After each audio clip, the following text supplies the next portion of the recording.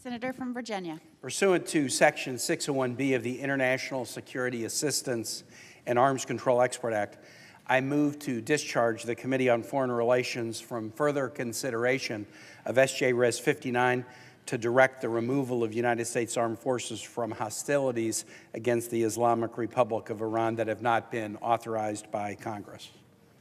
The clerk will report. Senator from Virginia, Mr. Kane, moves to discharge S.J. Res. 59 to direct the removal of United States Armed Forces from hostilities against the Islamic Republic of Iran that have not been authorized by Congress from the Committee on Foreign Relations. Madam President, we will begin a couple of hours of debate on this resolution prior to a vote that I understand is scheduled around 6 or maybe a little bit thereafter. And I rise to talk about the resolution for the second time in the last week, and I needn't repeat all the points that I made when I spoke about it last week. But I'll just begin with this. I came to the Senate in January of 2013, and I tell people that I came with 100 interests and 10 passions and 1 obsession. And the obsession that I brought with me to this body was an obsession that I would do everything possible I could to stop the United States from getting into an unnecessary war. Why did I bring that obsession with me in 2013? I brought it with me because of the experience in Virginia during 2 wars over the course of 20 years, from 2001 to 2021. I was governor of Virginia from 2006 to 2010. I was lieutenant governor of Virginia before that. And like every state in this country, Virginia was deeply, deeply affected by the global war on terror. When I was governor of Virginia, I had the honor and responsibility, but it was also a burden, of being the commander-in-chief of the Virginia National Guard. And that meant that I was with our guardsmen and women when they deployed to Iraq and Afghanistan, when they came home. I went to funerals, I went to wakes. These were very, very moving experiences. I visited, as governor, our troops, our guardsmen and women in both Iraq and Afghanistan during that period where the war was at a huge upsurge. Thousands of Virginia guardsmen and women were deployed during those 4 years. And of course, because of who Virginia is, it wasn't just our guardsmen and women, it was also our active duty, our DOD civilians from other parts of the federal family, reservists, military contractors, DOD civilians and their families.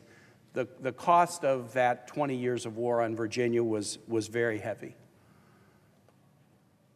And I came with the obsession not only because of what I had seen in terms of the effect of these wars on my Commonwealth and my country, the deaths, the injuries, the long-standing mental health needs, the tremendous expenditure of public treasure, the lack of clear and positive results from that 20 years. But I also came with an obsession on this topic because of watching the way the war started, particularly the war in Iraq. The United States was basically, the public and this body was basically lied to about the extent of the Iraqi program of weapons of mass destruction. And then an administration forced a vote on the floor of this body right before a midterm election. The debate and vote occurred in October of 2022. I remember at the time I was lieutenant governor and I was paying attention to this, and I thought, what's the urgency about this debate in October of 22, right before a midterm election? You might remember the United States didn't even invade Iraq until March of 2023. There was no urgency. There was none. But it was determined to be politically expedient to force a debate before a midterm election to try to give one party an edge in those midterms. Yeah, there was a vote, but it was timed and structured for political rather than military reasons, and thousands of Americans, both soldiers and contractors, lost their lives as a result. And so I came to this body fully believing that, yes, I'm only one of 100, but I'm going to do everything I can to make sure the United States doesn't get into an unnecessary war, and that if the issue ever arises, Congress needs to fully debate any military mission before he sends our sons and daughters into war. Now, Madam President, I say this as a senator I'm going to argue this, and the President will challenge me on this, but I'm going to say Virginia is the most pro-military state in the United States. Our military bases, our veterans population, our reservists, our Guard, our military families, our DOD civilians. Our map is a map of American military history. Yorktown, Appomattox, the Wilderness, Fredericksburg, 9/11 attack on the Pentagon. Everything about Virginia is connected to our nation's military mission. I know the President would make the same claim about Florida's connection to our military, and this would be a virtuous competition as we would all talk about how pro-military our states are, but I believe this deeply about Virginia. My dad was an Army officer. One of my kids is a Marine officer. I mean, this is family. And I'm connected deeply as a member of the Armed Services Committee to all of our military community. And I'm not a pacifist. Every year I work on the Armed Services Committee to help write a defense bill and try to get it passed. I whip votes on the floor for military aid packages to allies. There's bad folks in the world. The United States needs to defend itself, and it needs to work with allies to help them defend themselves. But our troops, our sons and daughters, deserve to have wise civilian leadership that only make the decision to send them into war on the basis of careful consideration and a debate before the entire public. The other night when I spoke on the floor, I pointed out the history of the way the framers of our Constitution grappled with this question in 1787. And to just make it simple, they decided, contrary to the history of the world and the way virtually every other country did it, they decided that war was too big a decision for one person. I mean, they were making this decision at the time that George Washington was president. He was very respected and admired. He was a wartime general, deeply respected. But as much as they respected leaders like George Washington, they said, war's too big a decision. It's too big a decision for one person. And so they wrote a constitution that said the United States should not be at war without a vote of Congress. Defense against an attack or an imminent attack, yes, the president as commander-in-chief has the power to do that. But to go on offense against another nation or an entity like a terrorist group, and there were terrorist groups back in the days like the Barbary Coast Pirates. From the very beginning, we have confronted threats not just by nation states but by others. But the decision was, it was too big a decision for any one person, and we should only go to war after a debate, not only in Congress, where we put our thumbprint on this is a national mission, we're risking our sons and daughters' lives for. We have a debate in front of the entire public so they can understand the stakes. War is too big for any one person. I think the events of this week have demonstrated that war is too big to be consigned to the decisions of any one person. Our current commander-in-chief, on his social media account a day or two after the attack in Iran, put up a music video with lyrics that were matched to a Beach Boys song, Barbara Ann, but the music video contained these lyrics: bomb, bomb, Iran, bomb, bomb, bomb, bomb, bomb, Iran, went to a mosque, gonna throw some rocks, time to turn Iran into a parking lot. We shouldn't premise a decision to send our sons and daughters into war on the judgment of a single person. The president patted himself on the back and he compared the attack to Hiroshima and Nagasaki. That was a most unusual comparison. I haven't put all the lyrics of the song up on my chart. One of the other lyrics was about sending the Ayatollah home in a box. I mean, is this some kind of a joke? Is this the way we treat war now? Like we run a victory lap and we overstate it and we turn it into a funny music video, or we use a Hiroshima and Nagasaki comparison as if that's like a good thing? War is too big to leave the decision to send our sons and daughters and risk their lives on the say-so of one person. We had some turmoil this week in the Senate.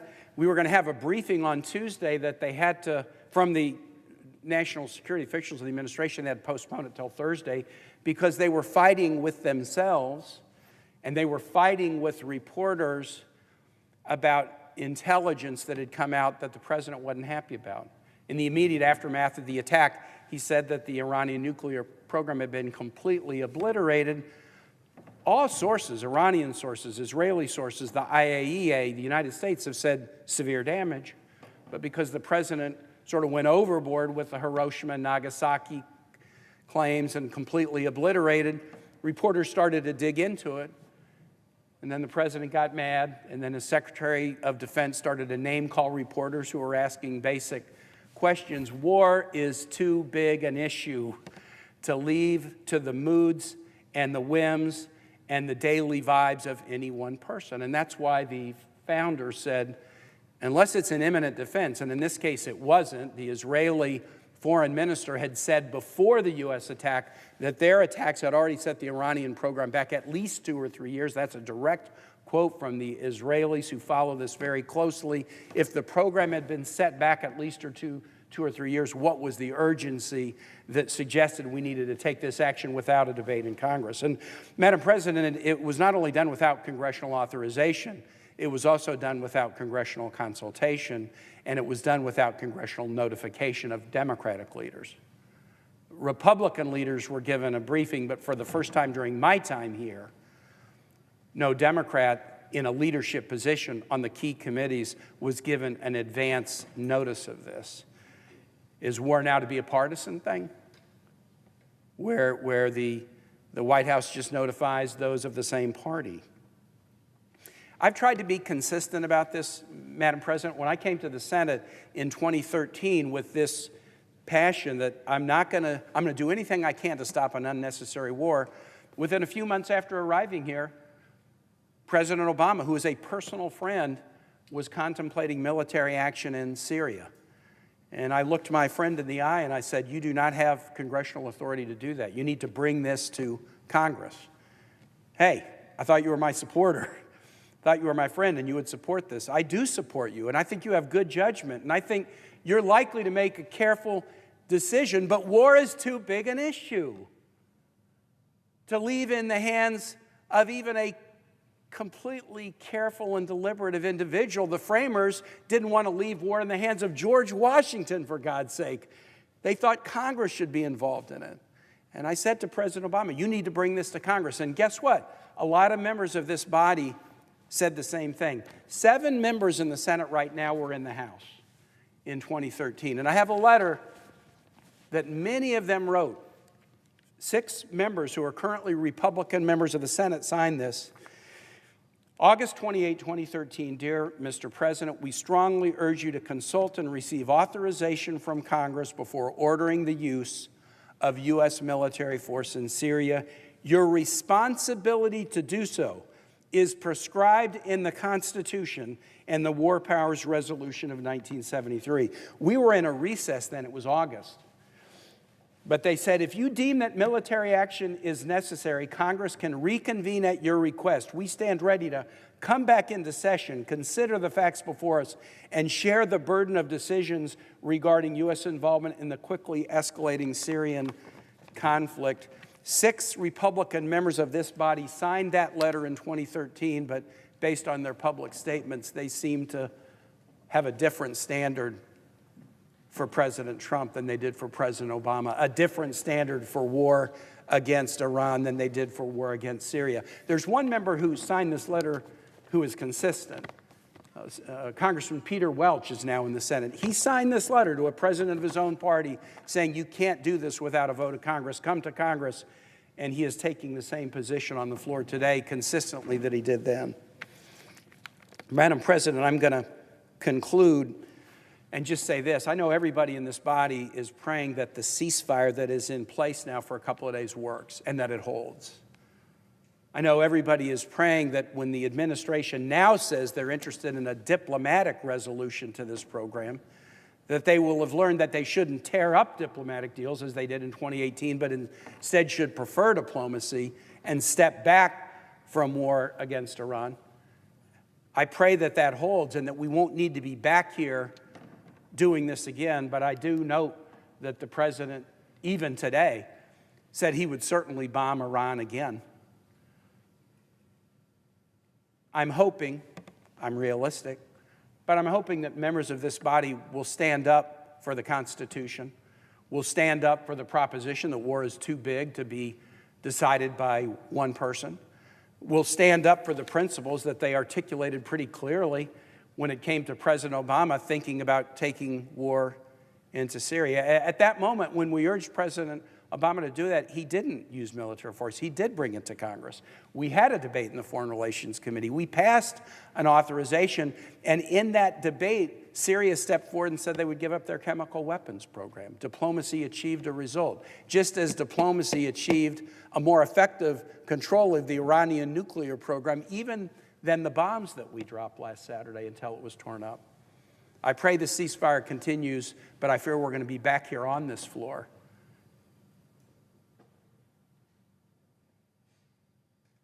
and I hope when we are on this floor again, members of this body will stand for the proposition that has been part of our history, that war is too big an issue to allow one person to make the decision that sends our sons and daughters into harm's way. With that, Madam President, I yield the floor. Madam President. Senator from Maryland. Thank you, Madam President. I rise today in support of Senator Kane's War Powers Resolution to make crystal clear that as required by the Constitution of the United States, the President may not take offensive military action against Iran or any other country without congressional approval. Last Saturday, the world learned through a social media post by Donald Trump that he had ordered an attack on 3 of Iran's nuclear enrichment sites, the first ever direct U.S. military assault on Iranian territory. We all agree that Iran must not obtain a nuclear weapon, but bombing is not the best, most sustainable way of achieving that goal, and nothing I heard yesterday at the intelligence briefing changes that assessment. The bombing attack was also a clear violation of the U.S. Constitution, which reserves to the Congress the power to declare war. And make no mistake, initiating a bombing attack against another country is not only a matter of foreign policy, it is an act of war. For anyone who claims otherwise, I ask them to consider this. What would we have said if Iran or any other country had flown bombers over our country and struck our facilities? We would rightly call it what it was, an act of war. While the President has the authority to defend the United States when attacked, Article 1 of the Constitution vests the responsibility to go to war explicitly and exclusively in the Congress, not in one person in the Oval Office. James Madison put it best in 1793 when he wrote, and I quote, "In no part of the Constitution is more wisdom to be found than in the clause which confides the question of war or peace to the legislature and not to the executive. The trust and temptation would be too great for any one man," unquote. That's why the framers of the Constitution designed a system of checks and balances to stop the government from ignoring the will of the American people, and the American people absolutely do not want the United States to be dragged into more unnecessary wars. So, Madam President, beyond the debate over the particular politics or policy of President Trump's decision to attack Iran, this debate is about the rule of law. And no president, past, present, or future, is above the law.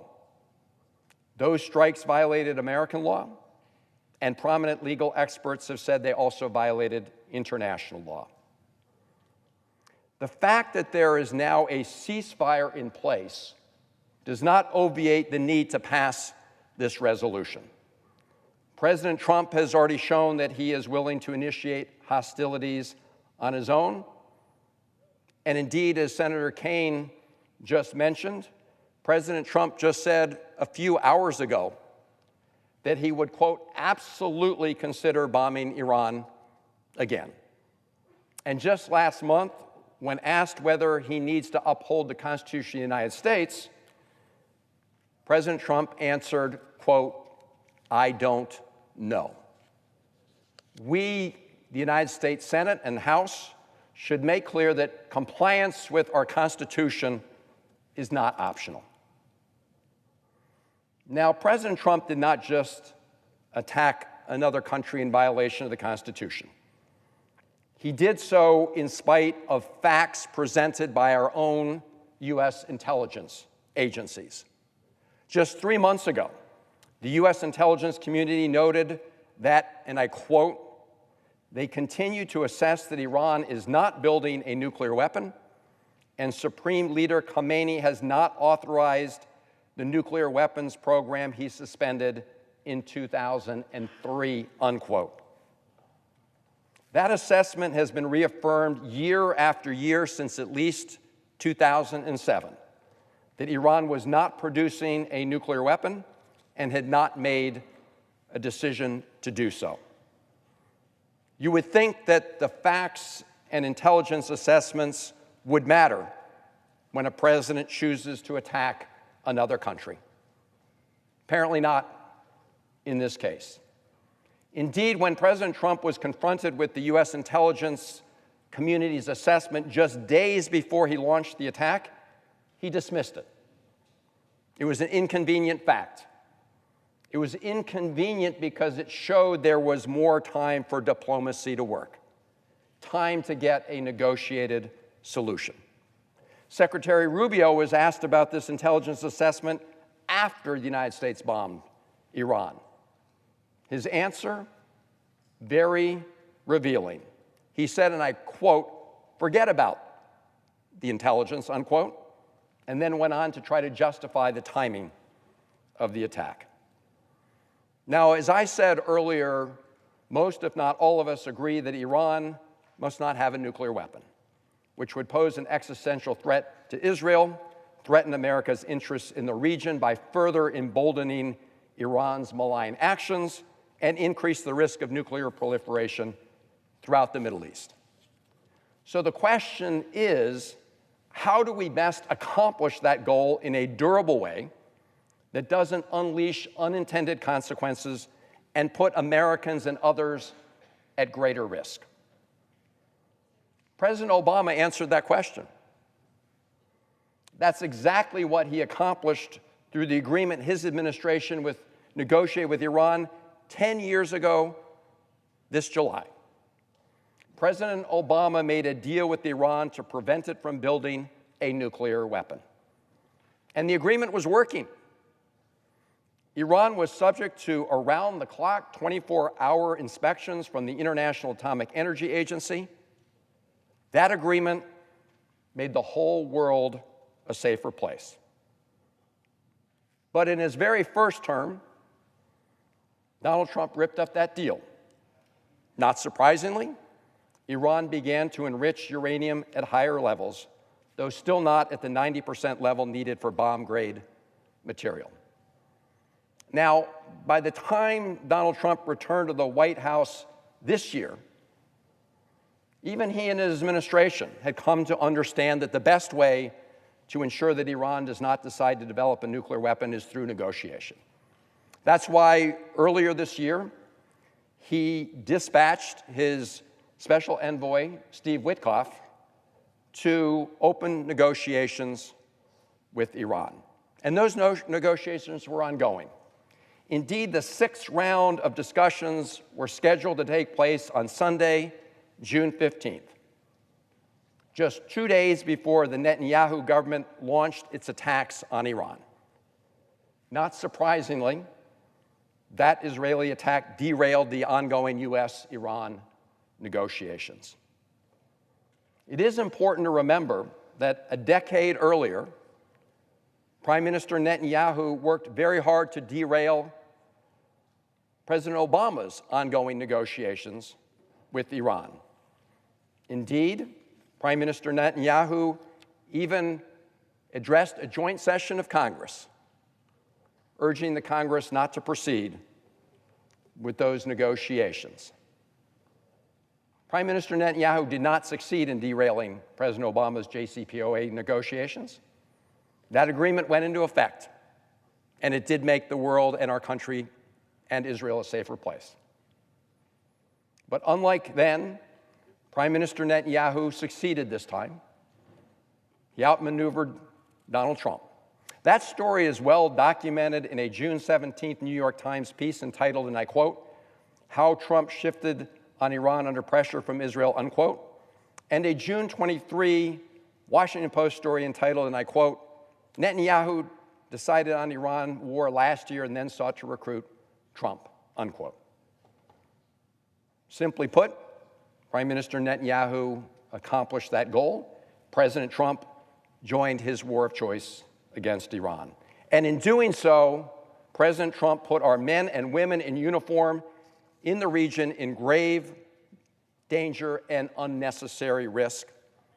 Following the attack, Iran fired 14 missiles at a major U.S. airbase in Qatar.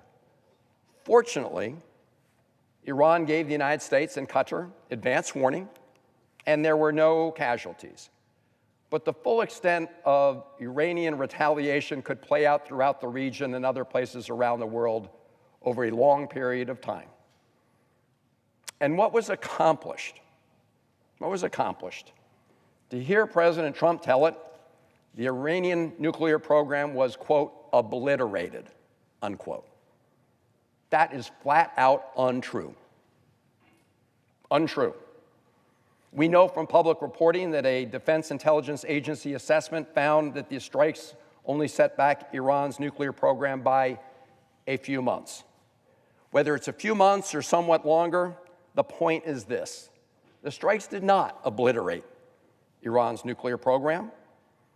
Before the attacks, U.S. intelligence assessed that Iran was not building a nuclear weapon, and in the aftermath of the attacks, Iran may well change its mind and move forward.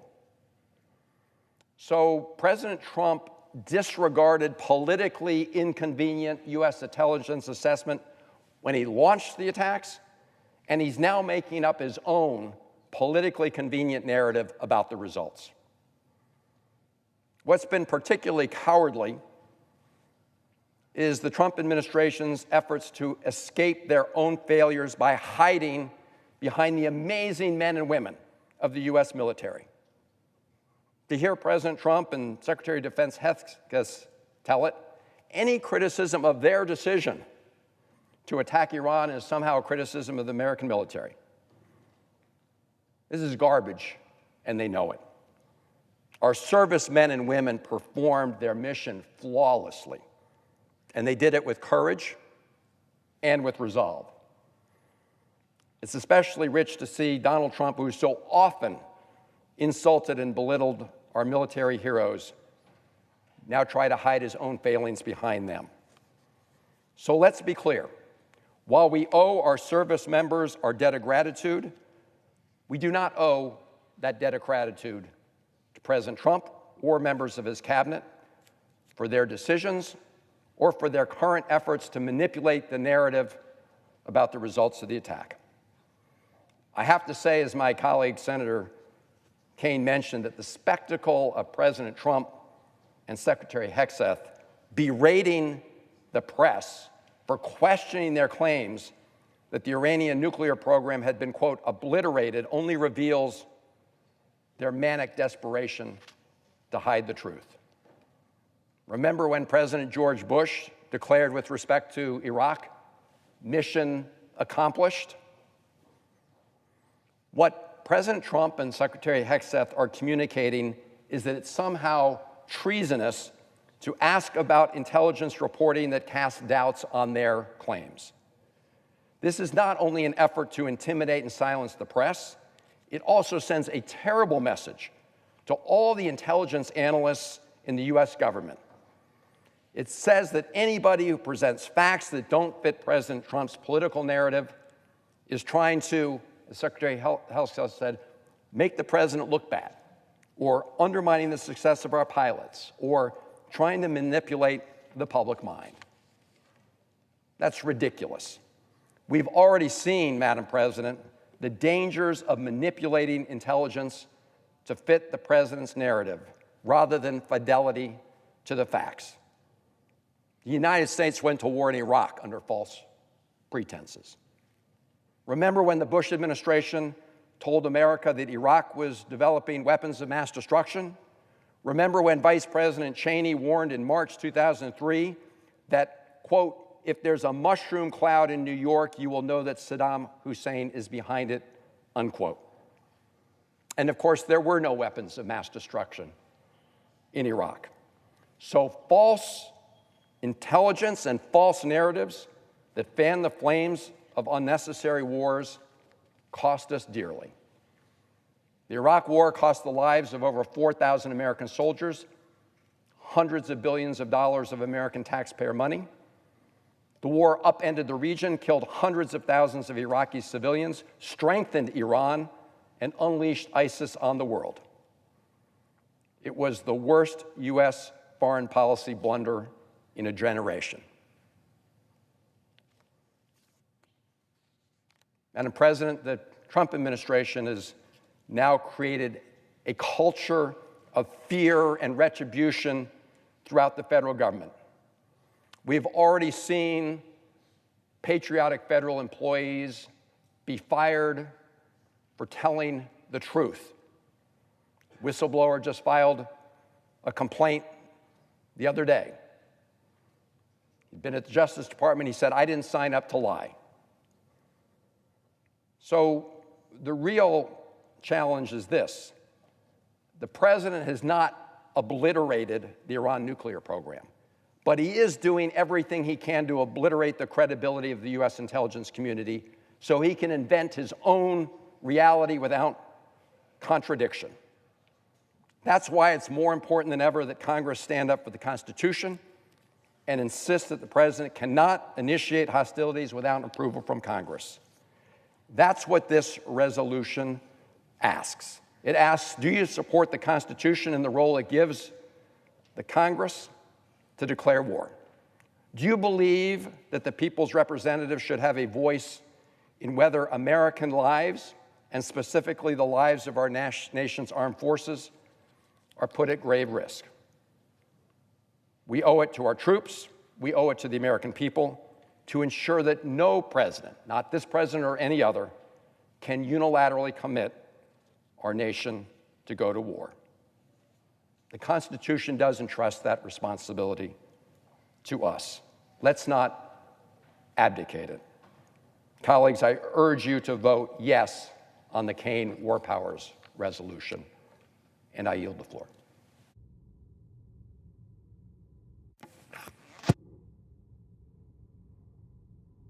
Madam President, Senator from California. I rise today in support of Senator Kaine's resolution for the simple and compelling reason that it upholds our constitutional duty. Regardless of what people may think of the military's execution of its mission last weekend, and our service members performed with courage, with professionalism, with extraordinary precision, or their views of its effectiveness, and I hope and pray the mission was effective. Iran is a malevolent regime. It is the paramount sponsor of terrorism in the world, and it must never be allowed to obtain the bomb. Regardless of whether you support the president's decision to engage in preemptive strikes in the first place, regardless of whether or not you support the president generally or you do not, the Constitution charges the Congress, not the president, with the power to declare war. Now, there may be a fog of war and a murky uncertainty concerning the battle damage assessment, but there is no ambiguity here when it comes to the Constitution. Article 1, Section 8 provides the Congress shall have the power to declare war, not the president, or the president if it's not convenient to the Congress, but the Congress. And this body, for far too long, has been allergic to the responsibility it has to govern the use of military force. Not since the very early part of this century has Congress approved any authorization for the use of military force. Nevertheless, a great deal of military force has been, in fact, used by the United States since then in far-flung places in the world.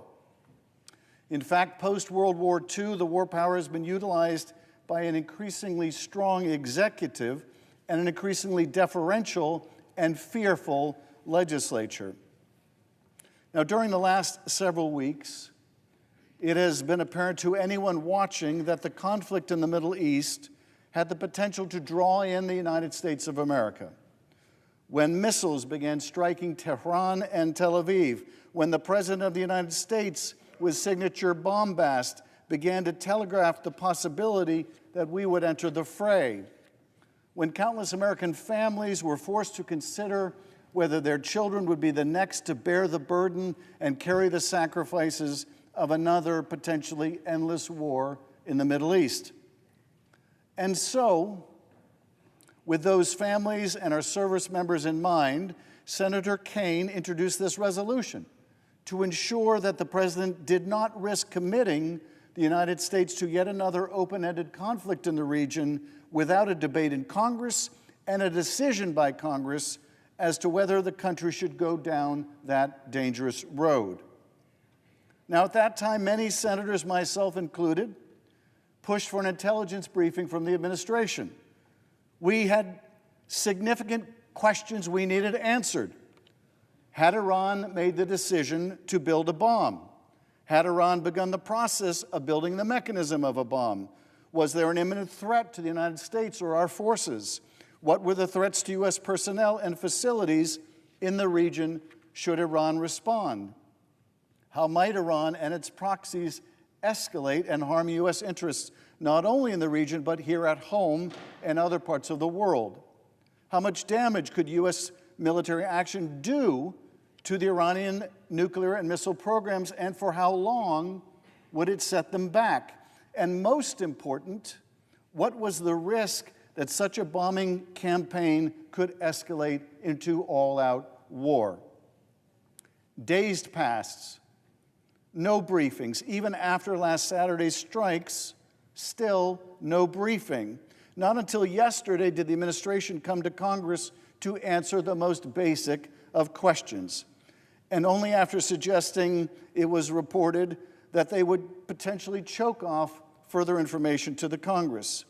The Constitution demands otherwise. The founders split the government's wartime powers just as they divided responsibilities for so many other things. It is Congress which declares war, which raises an army and a navy, and pays for the financial costs of defense and war. And keep in mind, the need for congressional approval of war-making was not hypothetical to the founders. The United States had just fought a war against a king, and the founders did not want to put the power to start another war in the hands of any single person. The framers put their thinking on parchment. And in a letter to Thomas Jefferson in the summer of 1789, James Madison reflected on how they had approached this question of war power, which was the subject of much debate in Philadelphia at the Constitutional Convention. He said, "We have already given in one example an effectual check on the dog of war by transferring the power of letting him loose from the executive to the legislative body, from those who are to spend to those who are to pay. From those who are to spend to those who are to pay." That is, because a decision as consequential as entering into war requires informed debate and buy-in from the people's representative and the public, from us here in the Senate and from our colleagues in the House. Because we need to weigh the benefits and the risks for our constituents and for the country as a whole. Because a decision like this one should be insulated from partisan politics and not made with haste or with blinders on. There are perhaps senators in this body who will say this debate is no longer needed. The mission is over. Iran has backed down. A lasting ceasefire is in place. The threat has passed. And I would say to them, I don't know that to be true, and neither do you. And on behalf of all those who could and would pay, we should not allow this great and solemn power to make war to be usurped any longer. The only way for us to know whether the United States might be drawn into a broader conflict is if we exercise our authority to prevent it, or to determine that the Congress wants to affirmatively provide a president with the authorization to use force. So I am a yes on this resolution. And if the Senate votes to bring this resolution before the body, which I hope it will see the wisdom of doing, I will move an amendment that I have filed with Senators Kim and Kaine that I would hope would receive all of our support. Our amendment makes clear what is implicit in Senator Kaine's resolution already, and that is that terminating the use of U.S. armed forces against Iran does not affect the ability of the United States to defend itself, to share intelligence with Israel or our other partner nations, or to assist them in taking defensive measures to protect themselves from an attack by Iran or its proxies. Our intent in this amendment is to make it crystal clear that calling up and passing this resolution would in no way restrict the United States' ability to defend itself or our partners. And with that question settled, we should be able to turn to the real need for this debate. Should this Congress continue to abdicate our constitutional duty to an administration that at every turn has deemed us irrelevant? An administration that for too long deferred its obligation to brief Congress and has reportedly threatened to take steps to choke off the amount of information we have and need to assess the impact and the consequences of unilateral military action.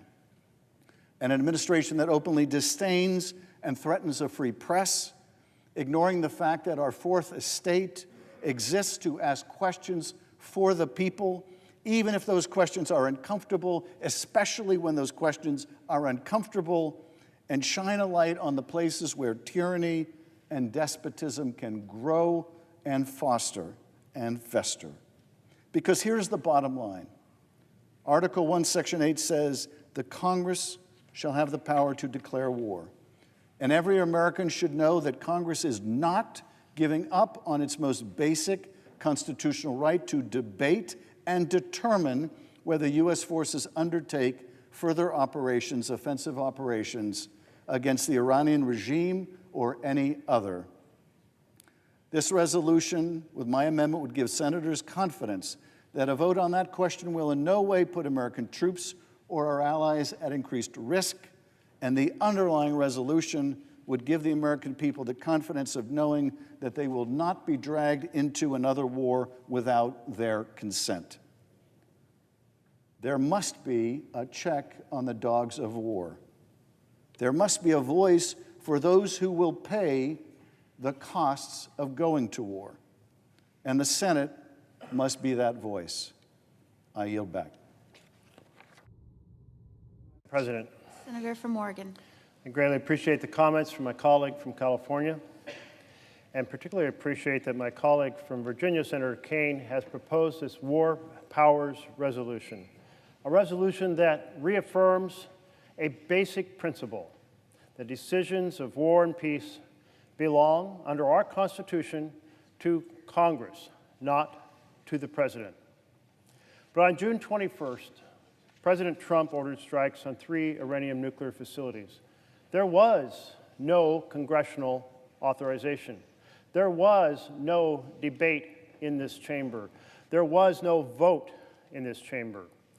The President made a unilateral decision that risked bringing the United States into another extended war in the Middle East.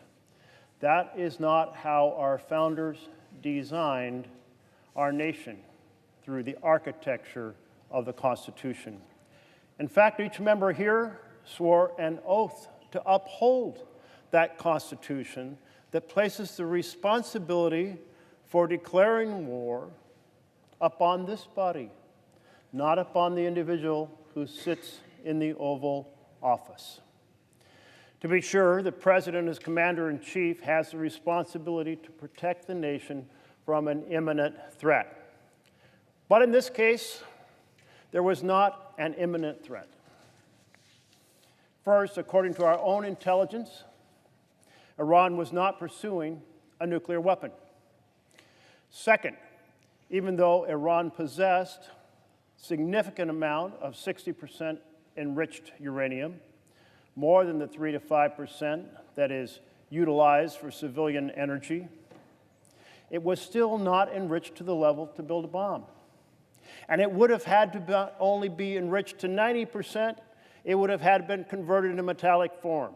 It would then have to have been arranged with an extensive system of explosives that compress it in order to start a chain reaction. That is a very difficult engineering feat.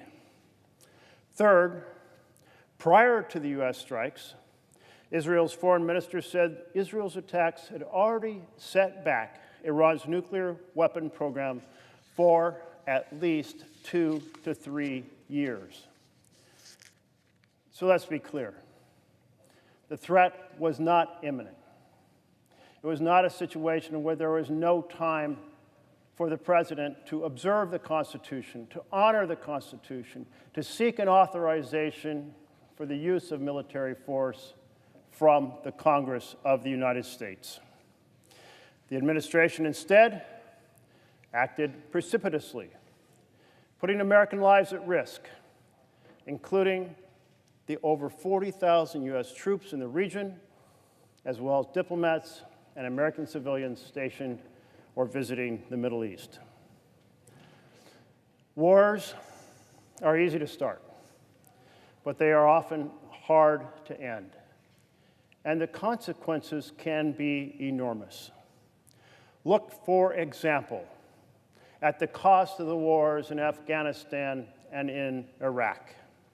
More than 7,000 deaths of American men and women serving in uniform. More than 50,000 serious injuries, often life-altering injuries to America's sons and daughters serving in uniform. More than $8 trillion of American treasure spent.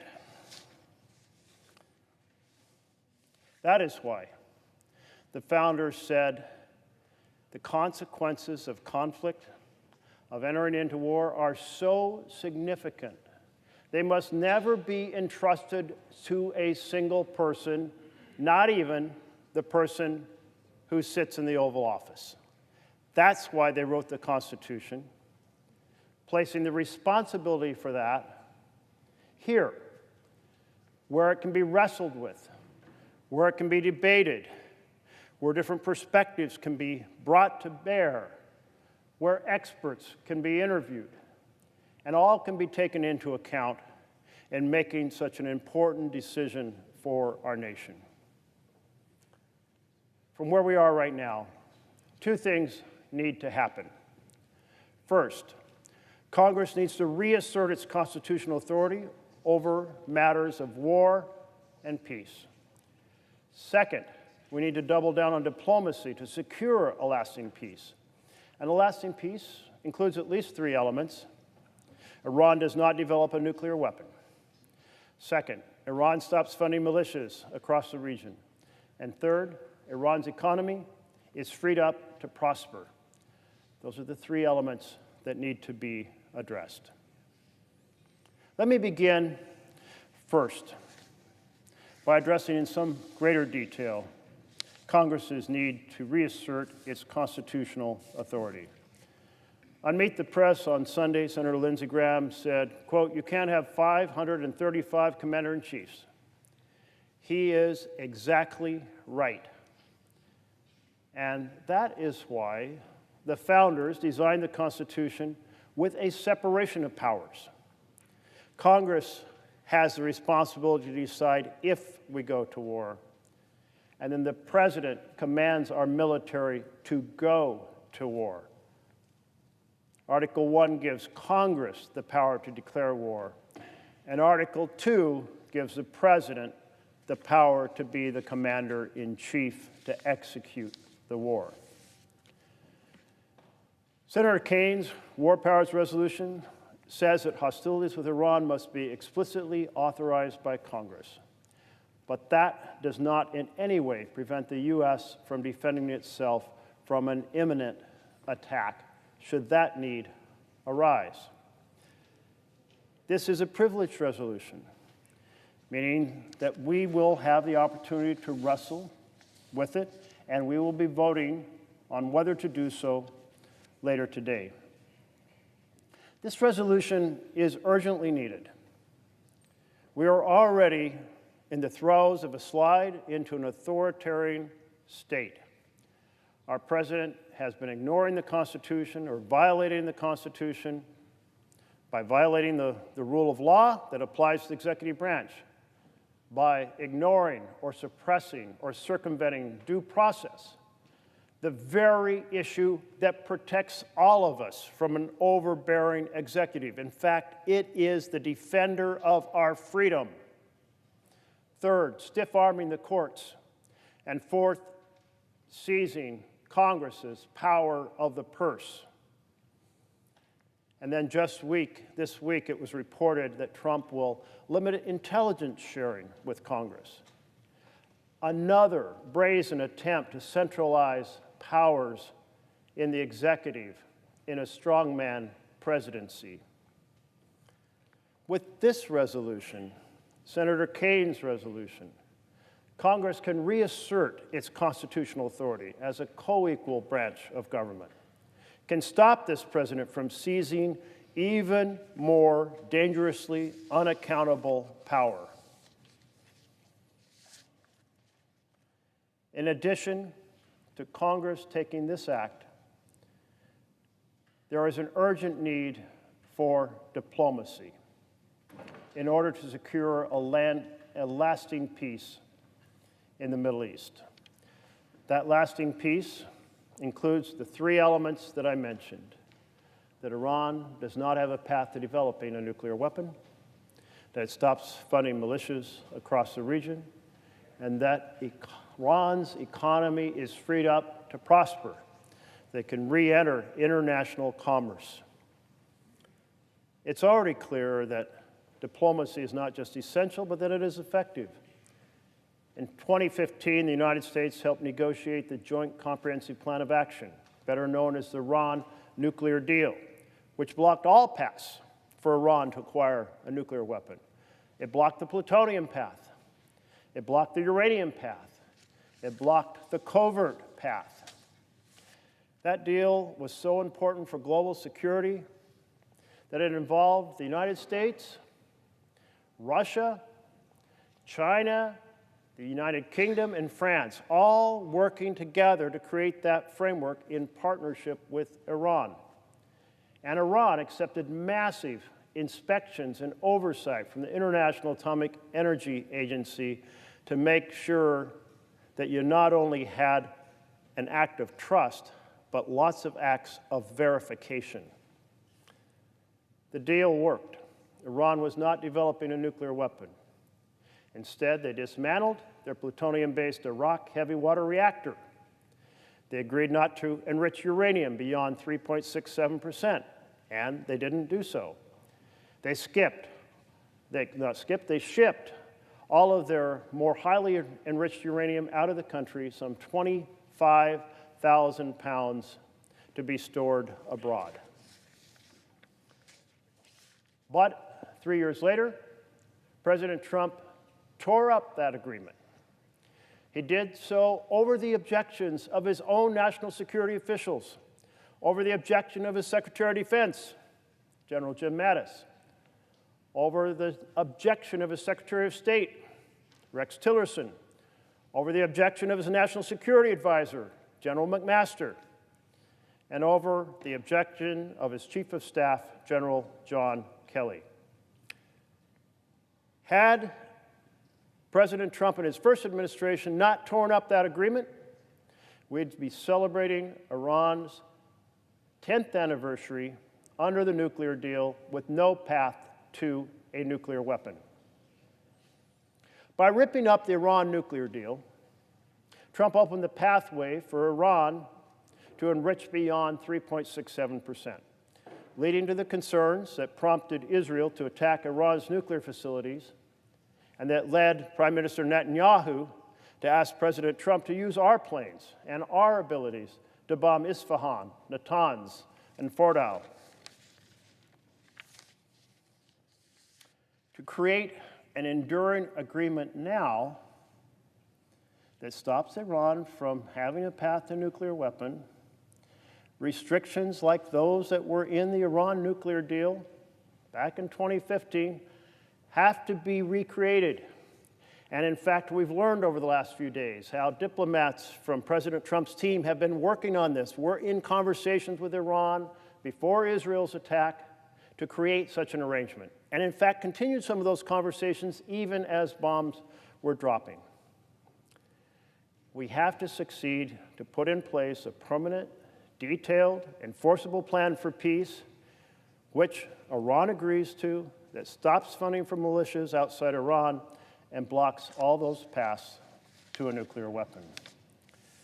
Colleagues, we wouldn't be here today discussing this if President Trump hadn't torn up the first agreement that was working against the advice of his entire foreign affairs and security staff. That's what happens when you scoff at diplomacy, diplomacy that works, agreements that work, and unleash events in the world that lead to circumstances that realize themselves this year in 2025.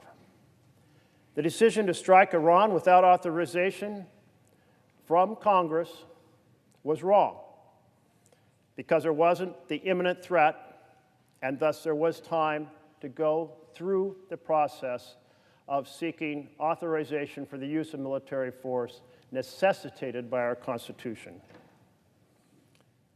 Wars are easy to start, but they are hard to end. And that's why the founders wanted us to debate them before the American people. We must reassert Congress's congressional authority. We must double down on diplomacy to secure long-term peace. We cannot allow our service members in uniform to be sent to war if we are not even willing to debate and vote on that war. I urge my colleagues to support this resolution. Thank you, Madam President.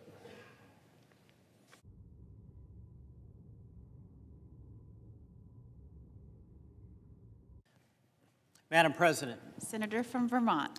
I do not want the United States of America to be involved in yet another regime change war in Iran.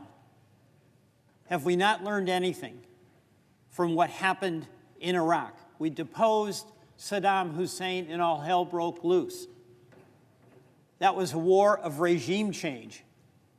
No sense, since it wasn't related to 9/11. We had a regime change war in Afghanistan and then went on to embrace nation building. Thousands of Americans, men and women, who answered the call of the president, reported for duty, lost their lives, lost their limbs, are suffering today with PTSD. Trillions of taxpayer dollars have been spent and wasted. And yet, in the Middle East, the flashpoint now is Iran. And we came within an eyelash of getting dragged into yet another war where the goal was regime change. Mr. President, I want to acknowledge the professionalism of our Air Force and our men and women in the military. The strike they were ordered to perform, they executed flawlessly. To them, I extend my congratulations. But the question for us is who authorizes the use of force? Our men and women will do what it is the commander-in-chief requires and do what it is Congress authorizes. We all have confidence in that. But this was a wake-up call for us because we came within an eyelash of being in a conflict where the goal would have been the Netanyahu goal of regime change. And what we did in this action with the president's decision to send our bombers in at the request of Netanyahu was essentially put in the hands of the Iranian government the question of how far this war would go. Would they turn the other cheek, which is essentially what they did, or would they retaliate in a way, as President Trump said, that he would rain hellfire on them and have us in a war? The point here of the Kane resolution is that if this country is going to make that decision, it must be Congress that authorizes that decision. It must be Congress that has the debate about what are the national security concerns, what are the costs, and what are the benefits.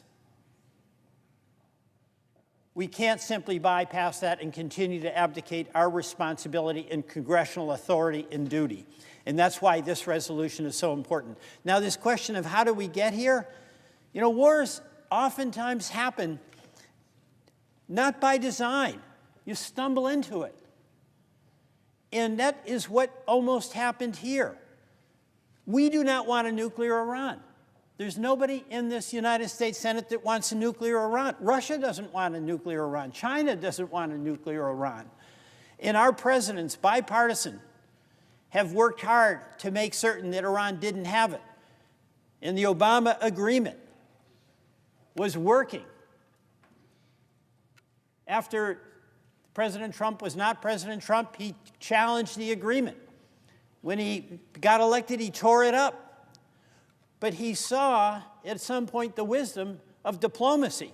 And he was engaged in active negotiations about a non-nuclear Iran and was making progress on those. That was objected to by Prime Minister Netanyahu. He was against the JCPOA that Obama was negotiating, and actually, as a foreign leader, came to this United States Congress and gave a speech in conflict with the commander-in-chief of the United States, where he lobbied in this Capitol against entering into an agreement that ultimately made us more secure. That determination on his part continues. And the biggest act of sabotage to the Trump negotiations on a nuclear agreement was the bombing campaign that Netanyahu did that sabotaged those talks. Now, again, I say congratulations to our men and women in uniform who, when they were ordered by the president to do the strike on the nuclear facilities, did it and did it well. But we should not at all discount how precarious that situation was for our country. It was a result of a decision by Iran to turn the other cheek, to disregard the attacks, and basically not escalate. And I'm so glad they did. And the president showed temperance there himself. But we can't be putting ourselves in a position where our future, and whether we do get in a war, is based on actions of other people, particularly folks who run Iran.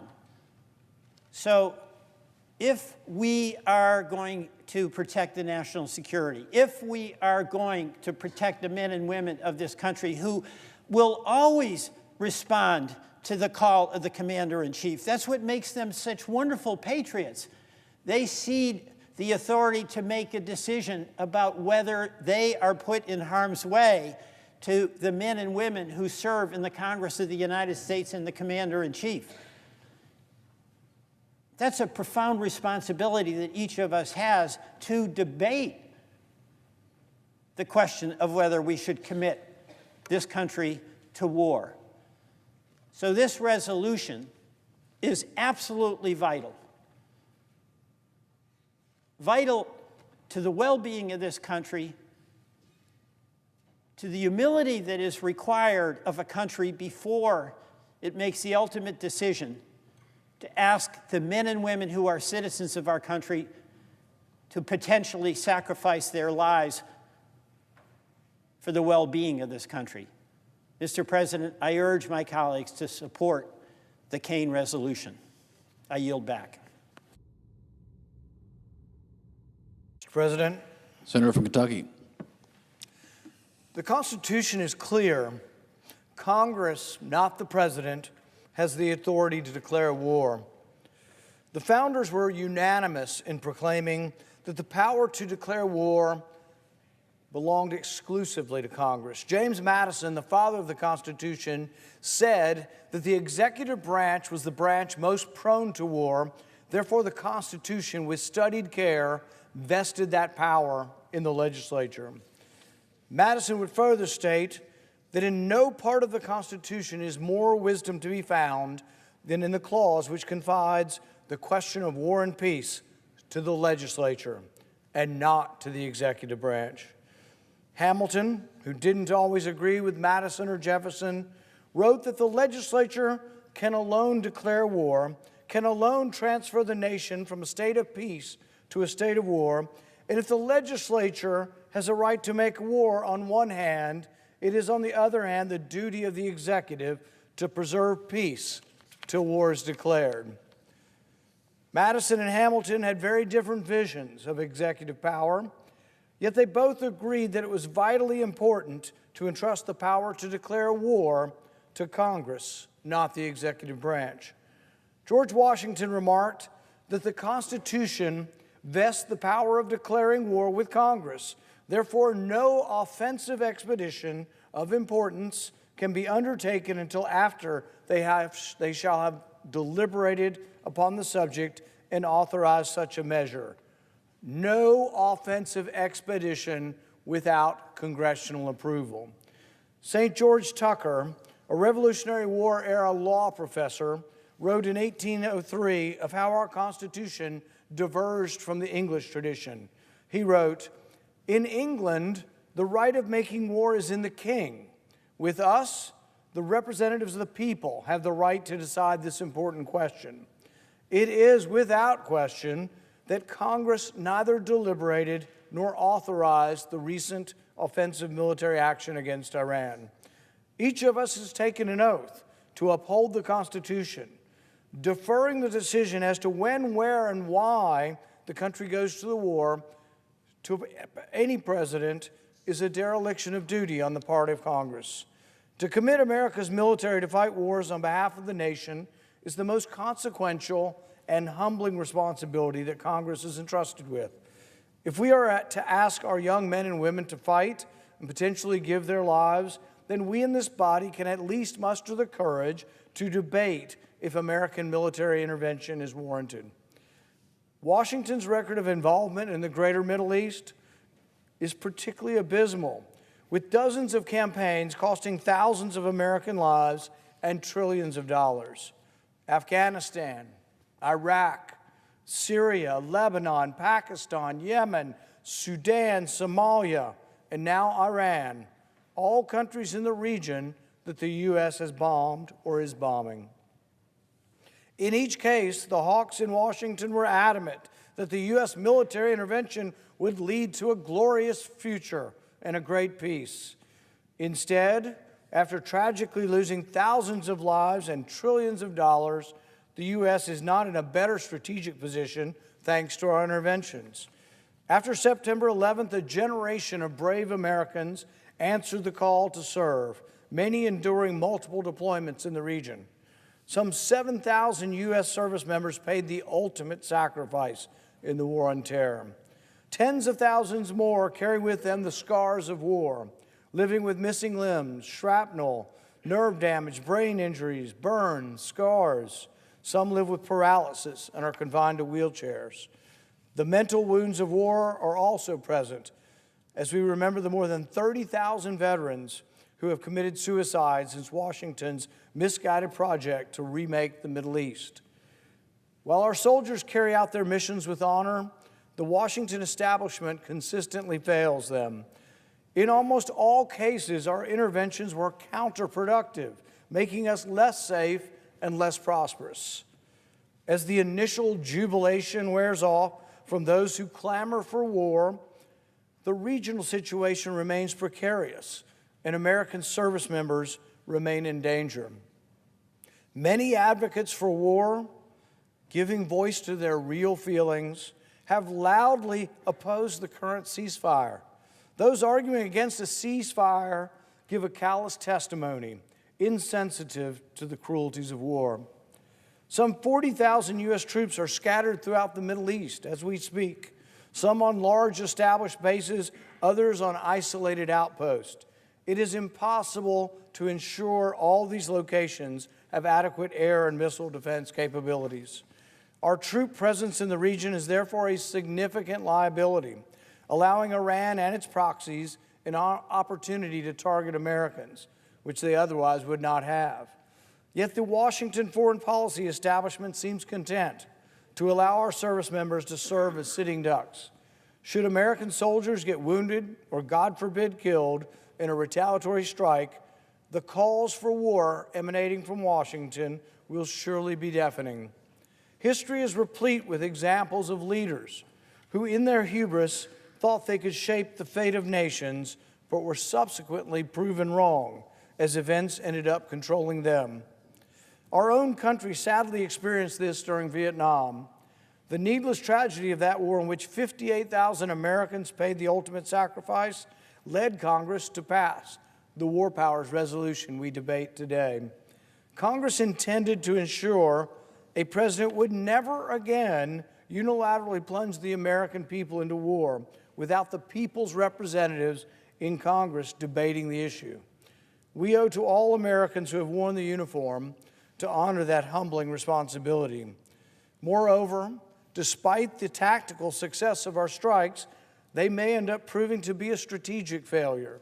It is unclear if this intervention will fully curtail Iran's nuclear aspirations, or, in fact, whether the Iranians may well conclude to double down on their efforts to obtain a nuclear weapon. At this time, it is unknown. The lesson Tehran and other unsavory regimes around the world may learn is that the only way to deter a strike is to maintain a nuclear deterrent. Pandora's box has been opened, and the consequences remain to be seen. Congress must now focus its efforts on de-escalation and preventing the call for regime change, the consequences of which, if applied to Iran, risk the total destabilization of the Middle East. The American people are sick and tired of sending their children to fight and die in war zones on the other side of the world with no tangible U.S. interest at stake. Abdicating our constitutional responsibility by allowing the executive branch to unilaterally introduce U.S. troops into wars is an affront to the Constitution and to the American people. Today's vote offers every member of this body an opportunity to stand up for the Constitution, to stand up for American service members, and to stand up for America's strategic interests. I will vote in support of this resolution and urge my colleagues to do so as well.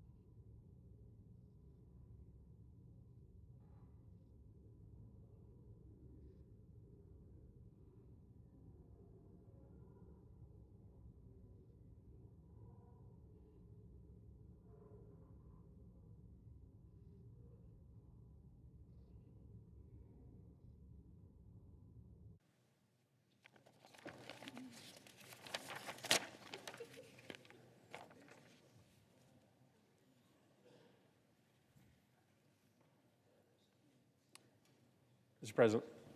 Senator from Connecticut. We need a quorum call. We are not. Thank you, Mr. President. Mr. President, in a 1793 letter to William Cabell Reeves, James Madison said this. He said, "In no part of the Constitution is more wisdom to be found than in the clause which confides the question of war or peace to the legislature and not to the executive department." A few years later, in another letter, this time to Thomas Jefferson as part of their famous correspondence, Madison expounded on that very simple superlative, naming the War Powers Clause in the Constitution as the most important. He said, "The Constitution supposes what the history of all governments demonstrates, that the executive is the branch of power most interested in war and most prone to it. It has accordingly, with studied care, vested the question of war in the legislature." Our founding fathers didn't get everything right. They didn't see ahead of time that this chamber would be divided in two, Republicans on one side, Democrats on the other side, but they knew, having watched the course of human history, that executives, in their day, mostly all monarchs and kings, had all sorts of reason to drag their nation into war. Power often came from war. The funding that could be raised for war, the loyalty commanded by war, the glory that occasionally came to the leader, the ruler, through war and through conquest. There was great risk in war, but there was also great reward in war. And there was far too much of it in the era in which our Constitution was being formed. The purpose of the founders was to give the American people a voice in government, a revolutionary idea at the time, but it was also to order our government in a way that war would become less likely, would become less frequent. They imagined a world, this new America, in which peace would be the rule, not war, as it was at the time for the citizens of Europe who lived under the rule of kings, prone to war, incentivized to war, as James Madison wrote to Thomas Jefferson. And so this part of the Constitution, with more wisdom in it than any other part of the Constitution, according to James Madison, is this section of our founding document that says it is not up to the ruler, it is not up to the executive branch, it is up to the branch of government most connected to the people to decide whether we go to war, to require that there be a debate, a conversation that involves everyone in this nation, that requires, that necessitates a collective decision as to whether to put the brave soldiers of this country and the collective security of the nation at risk. And so we are here today because we still find wisdom in that clause of the Constitution. We still see great risk in moving into a world which we are quickly moving to, in which that clause that James Madison named as the supreme clause of the Constitution is dead letter, is dead letter. And that is the risk, because there are very few wars that are so planned, so far in advance, that there is time to come and have a month-long debate. Wars happen quickly, and they necessitate quick action according to the Constitution. Yes, we have always accepted that there has to be an exception, but a limited exception to that supreme clause in the Constitution. If there is an imminent attack against the United States, of course, the people of the United States want the ability of the President of the United States to respond to that imminent attack. But in the absence of an imminent attack, there is no exception. There is no ability to go around Congress. And in the case of the hostilities against Iran that the president began last weekend, there was no imminent threat against the United States. There was no army marching on this nation. There was no nuclear bomb that even existed that could be dropped on the United States or our soldiers in the region. And so it was required, it is required under the Constitution that the president come to Congress. If the president doesn't need to come to Congress to attack another nation preemptively, preventatively, absent an imminent threat, then that provision of the Constitution is dead letter, period, stop. And the most important piece of this document, according to our most revered founding father, is no longer operational. And if we lurch into a world in which any executive can send us to war without the participation of the American people, then we are in a world that our founding fathers could never have imagined. So I'm very glad to be on the floor today as a big fan of the wisdom of our founders to support Senator Kane's resolution. And I appreciate his consistency in bringing this question before us. I don't want to live in a world in which the greatest question that this country could envision, whether or not we send our brave men and women to fight on our behalf, is not a question that doesn't involve the collective conversation of this body and of the people of this nation. So I think it's an important resolution to debate here, and I hope my colleagues will support it. It doesn't really have to do with whether you think there is wisdom in this action or not, whether you think the president was right or wrong. This is an opportunity for us to stand up for our responsibility under the Constitution to be a co-equal branch in setting foreign policy. I have my thoughts on the wisdom of this action. I've stated that I think it's very dangerous when the President of the United States deliberately misleads the country about the efficacy of our military operations overseas or the threats presented to this country. It's unforgivable any time a president doesn't tell the truth, but it is especially unforgivable when the president doesn't tell the truth about national security intelligence. I know my colleagues here come to different conclusions, but if the reporting is correct that Iran, even after these strikes, still has centrifuges and still has enriched uranium and still has scientists who know how to put those things together, then it just is not true that the program has been obliterated. That is a program that can be reconstituted in a relatively short amount of time because, of course, knowledge is not able to be destroyed by bombs. The only way that you are going to make this country and this world safe from Iran's nuclear weapons ambitions, and they have them, is diplomacy. I hope that diplomacy got easier because of these strikes, but I don't think they did. I don't think diplomacy got closer because of these strikes and whatever follow-on strikes may come as President Trump is currently threatening. And so if diplomacy is the only path, if you can't bomb out of existence knowledge, then I don't think this was a very good week for American national security. But I come to a different conclusion than many of my Republican colleagues do, even some of my Democratic colleagues.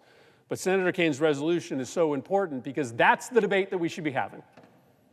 That's the argument that we should be having in public. That debate over the wisdom of dropping bombs in a far-off land that could put our troops at risk, that could drag us into a war, that's not a debate that the Founding Fathers thought that should take place behind closed doors at the Department of Defense, at the CIA, in the White House. That's actually the debate that they thought that this body should have, the United States Senate, that the House of Representatives should have. And that's the chance that we have today to bring that debate out of the shadows, out of the secret, to the place where the Founding Fathers thought it should exist. And that's why I urge my colleagues to support Senator Kane's resolution. I yield the floor.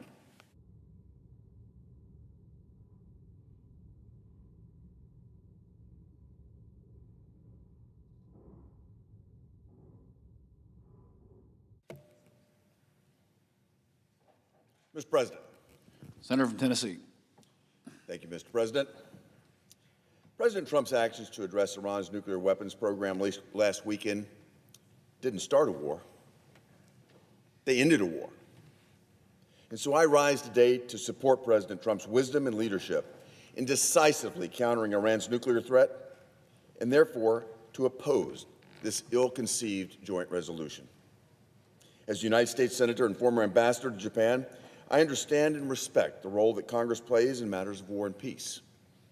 But I cannot, and I will not, support a resolution that removes the ability of the President of the United States to act decisively in defense of national interest, our allies, and our armed forces.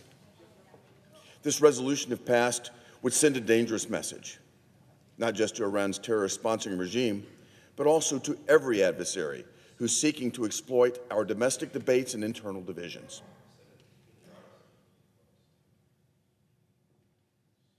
This resolution would signal that America's resolve can be hamstrung by congressional hesitation at the very moment when clarity, unity, and strength are most needed. I cannot state this strongly enough. President Trump acted entirely within his constitutional authority under Article 2 and in accordance with his solemn duty to defend this nation and to defend the American people.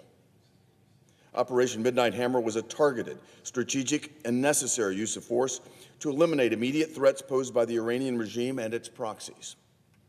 No American lives were lost or injured during this military operation, thanks to the leadership of President Trump, the advice and counsel of Vice President J.D. Vance, National Security Advisor and Secretary of State Marco Rubio, Secretary of Defense Pete Hegseth, and General Dan Kane, and the brilliant planning and flawless execution of the men and women of the United States Armed Forces. For decades, the Iranian regime has been attacking U.S. personnel, our allies, and our interest. Through its Revolutionary Guard, through Hezbollah and Hamas and Houthi terrorists, and through its missile programs and multiple cyber attacks.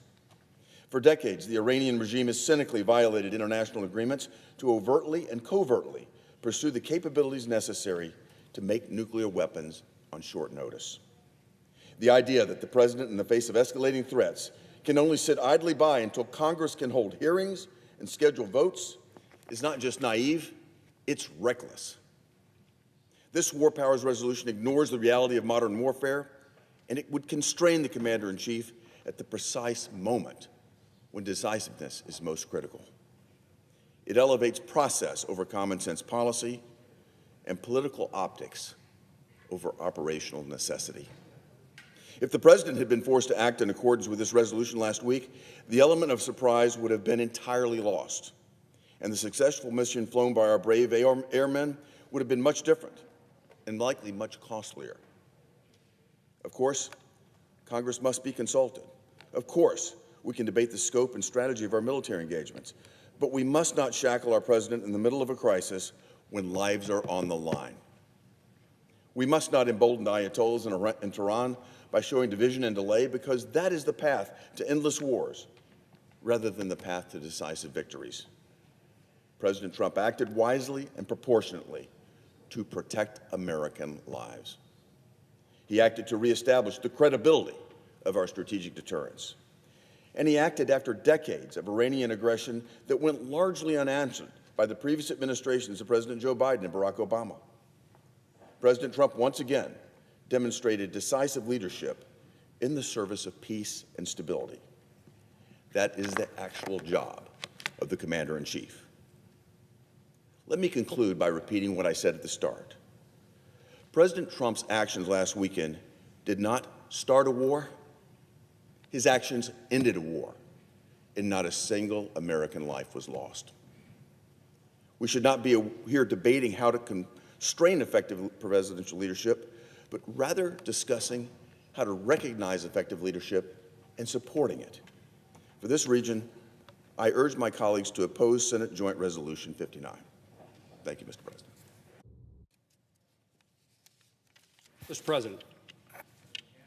Mr. President, thank you. The most significant responsibility and heavy burden the President has is the determination of when to engage the armed forces of our nation. Such decisions can both cost and save lives. This past Saturday, President Trump directed our military to respond to a growing threat that Iran could weaponize nuclear material and deliver a nuclear weapon. With escalating tensions between our ally Israel and our adversary Iran, the President made the decision to deter and delay the capabilities Iran has to deliver a nuclear weapon. What we know to date is from our intelligence sources that the President's actions were significant and successful. The United States Constitution splits the responsibility of the use of military force between legislative and executive branches. Having received a classified and thorough briefing from our military, intelligence, and diplomatic officials, I conclude that the President acted within his constitutional authorities. I welcome the return to a stricter constitutional balance of power between the branches of government.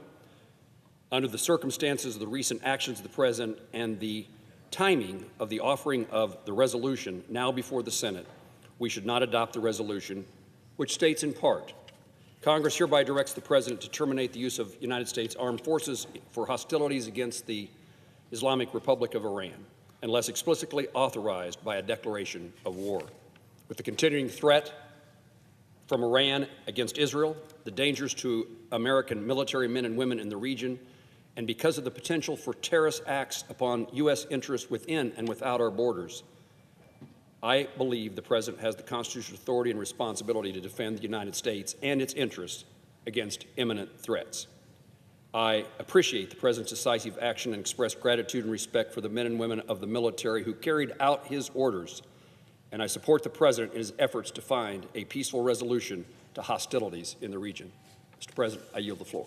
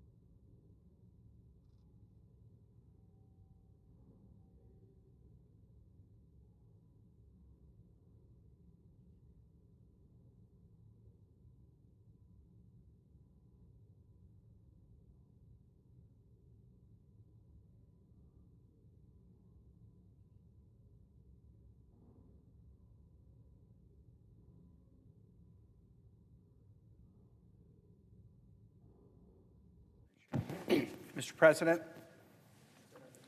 Mr. President, I ask unanimous consent that the following senators be permitted to speak prior to the scheduled vote. Senator Sanders for up to 10 minutes, Senator Graham for up to 10 minutes, Senator Risch for up to 10 minutes, Senator Kaine for up to 3 minutes, Senator Schumer for up to 3 minutes. Without objection.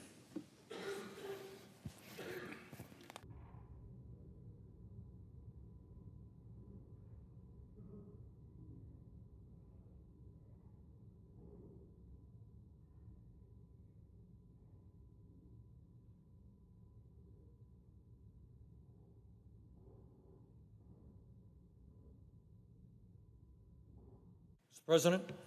Senator from Vermont. Thank you.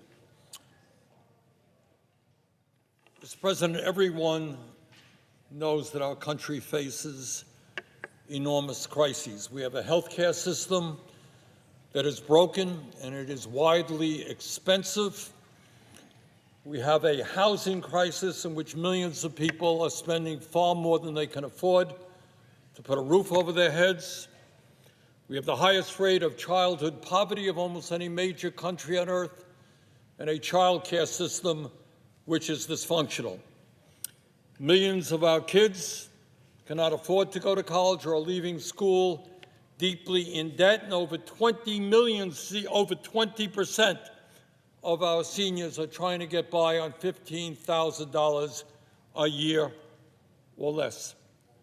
And oh, by the way, we have an existential threat in climate change which might very well make the planet uninhabitable for future generations.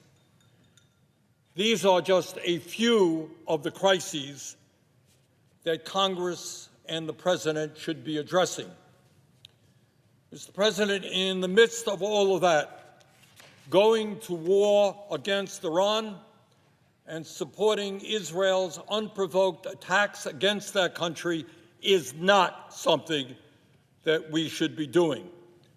We do not need another unnecessary and costly war.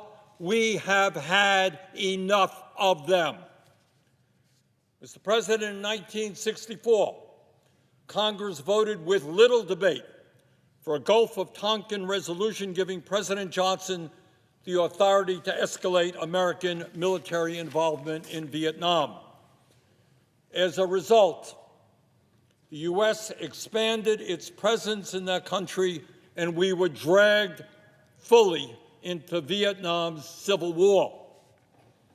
Eventually, some 2.7 million Americans served in Vietnam, and more than 58,000 died, and over 300,000 were wounded. The Vietnam War devastated an entire generation. It killed millions of Vietnamese, and it destabilized the region. It cost U.S. taxpayers hundreds and hundreds of billions of dollars. Mr. President, the Vietnam War was based on a series of lies. Years later, the U.S. government concluded that the supposed attacks that prompted the Gulf of Tonkin resolution did not happen as reported. The so-called domino theory, the ideological foundation of that war, was bogus. That was a war that never should have been fought.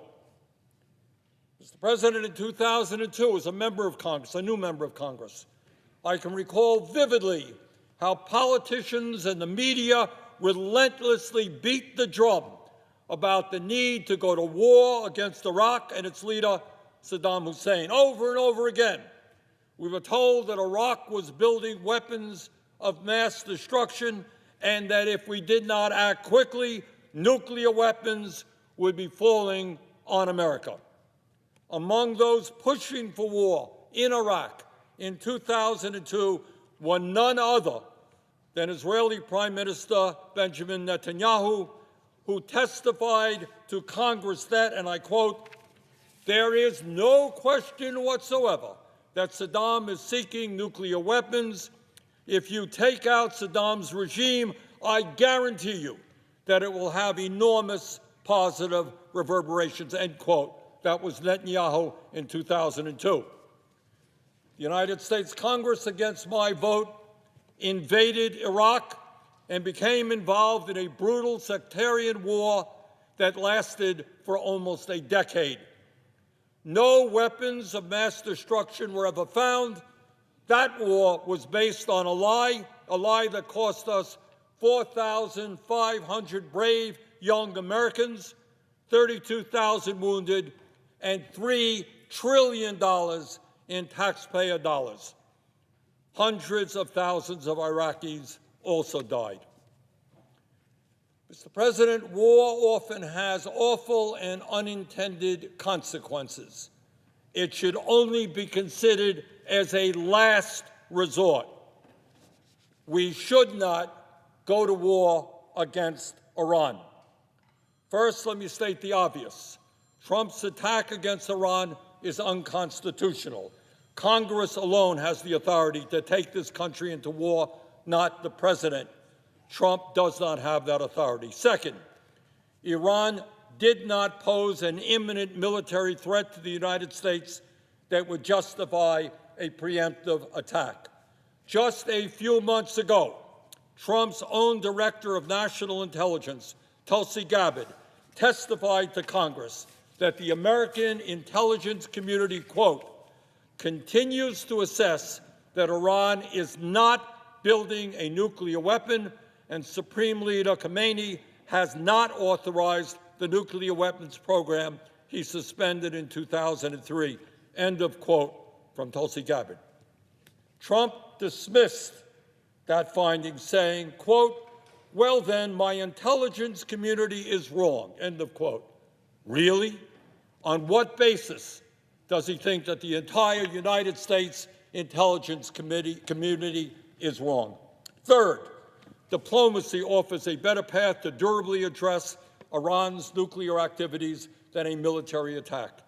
This was proven in 2015 when the United States and world powers made an agreement that strictly limited Iran's nuclear activities and put in place blanket inspections. That agreement was working, but Trump pulled out of that deal in 2018 and Iran restarted its activities. To his credit, Trump returned to diplomacy this year, and U.S. officials held 5 rounds of talks with Iran to address this issue. A 6th round of talks was scheduled for June 15th, but Israel derailed those talks with its surprise attack and, in the process, assassinated the Iranian official overseeing those negotiations. Fourth, Benjamin Netanyahu should not be dictating U.S. foreign and military policy. Trump's attack on Iran would not have occurred if Israel had not launched an illegal, unprovoked surprise attack on Iran on June 13th, sabotaging U.S. diplomatic efforts. If the people of Israel support Netanyahu's decision to start a war with Iran, that is their business, that is their war. The United States should not be part of it. Fifth, the United States should not be allied with the Netanyahu government in any military effort. Netanyahu is a war criminal indicted by the International Criminal Court for starving and killing civilians in Gaza. His government is systematically destroying the Palestinian people, killing over 55,000 and wounding nearly 130,000, 2/3 of whom are women and children. Israel has destroyed the entire physical infrastructure of Gaza, housing, hospitals, schools, and water systems, and continues to prevent the delivery of humanitarian aid to starving civilians in violation of U.S. and international law. 6, this war is about more than Israel and Iran. It is about the very concept of international law and preventing a world where every dispute is settled with force. Whatever you think of the brutal, authoritarian, and terrorist-supporting Iranian regime, Netanyahu's surprise attack was a clear violation of international law and the UN Charter. The world appropriately condemned Russia for its unprovoked attack against Ukraine. The world appropriately condemned Hamas for their unprovoked terrorist attack against Israel. Israel should be condemned for its unprovoked attack against Iran, and the United States should not be part of that illegal action. Finally, Mr. President, wars are expensive. We need funding to address the health care crisis, the child care crisis, the education crisis, and many other crises our people face every day. We should be investing our resources in improving life for the American people, not wasting money on illegal and unnecessary wars. Last year alone, the U.S. provided $22 billion in military aid to Israel. Enough is enough. It is beyond absurd that we continue to finance Israel's wars while neglecting the needs of our own people. Mr. President, for all these reasons, I strongly support Senator Kane's War Powers resolution to make clear that only Congress has the power to declare war, that there is no legal basis for war with Iran, and that the American people do not want more unnecessary, costly wars. Thank you.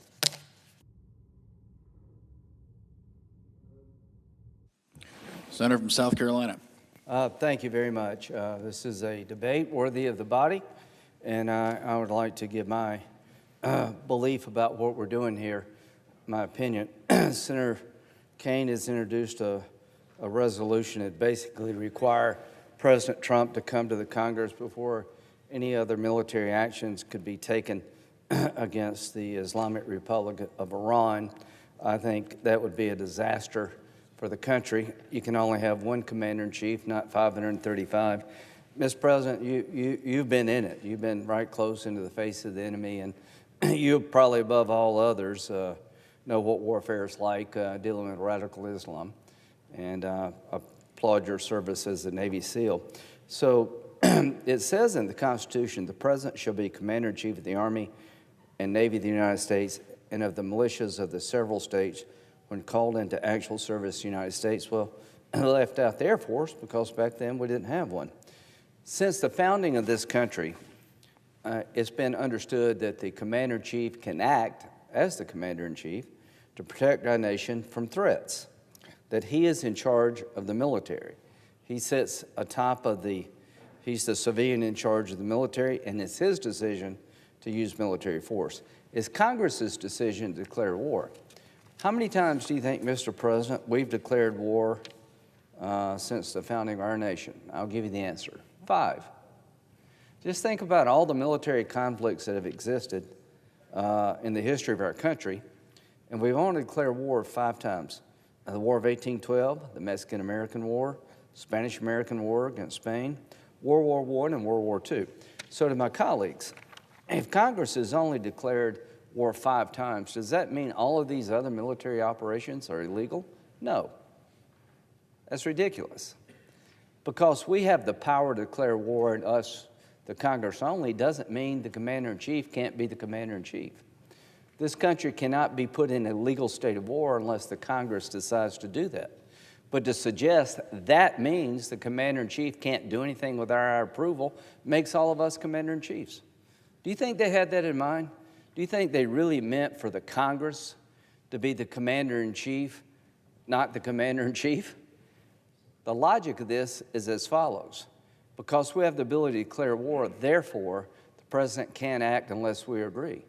You've taken his power to be Commander-in-Chief away. The War Powers Act of 1973, referenced by Senator Sanders, is not worth, in my view, the paper it's written on.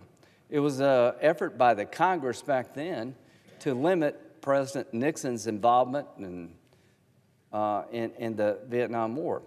The way you do that constitutionally is that Congress has the power of the purse.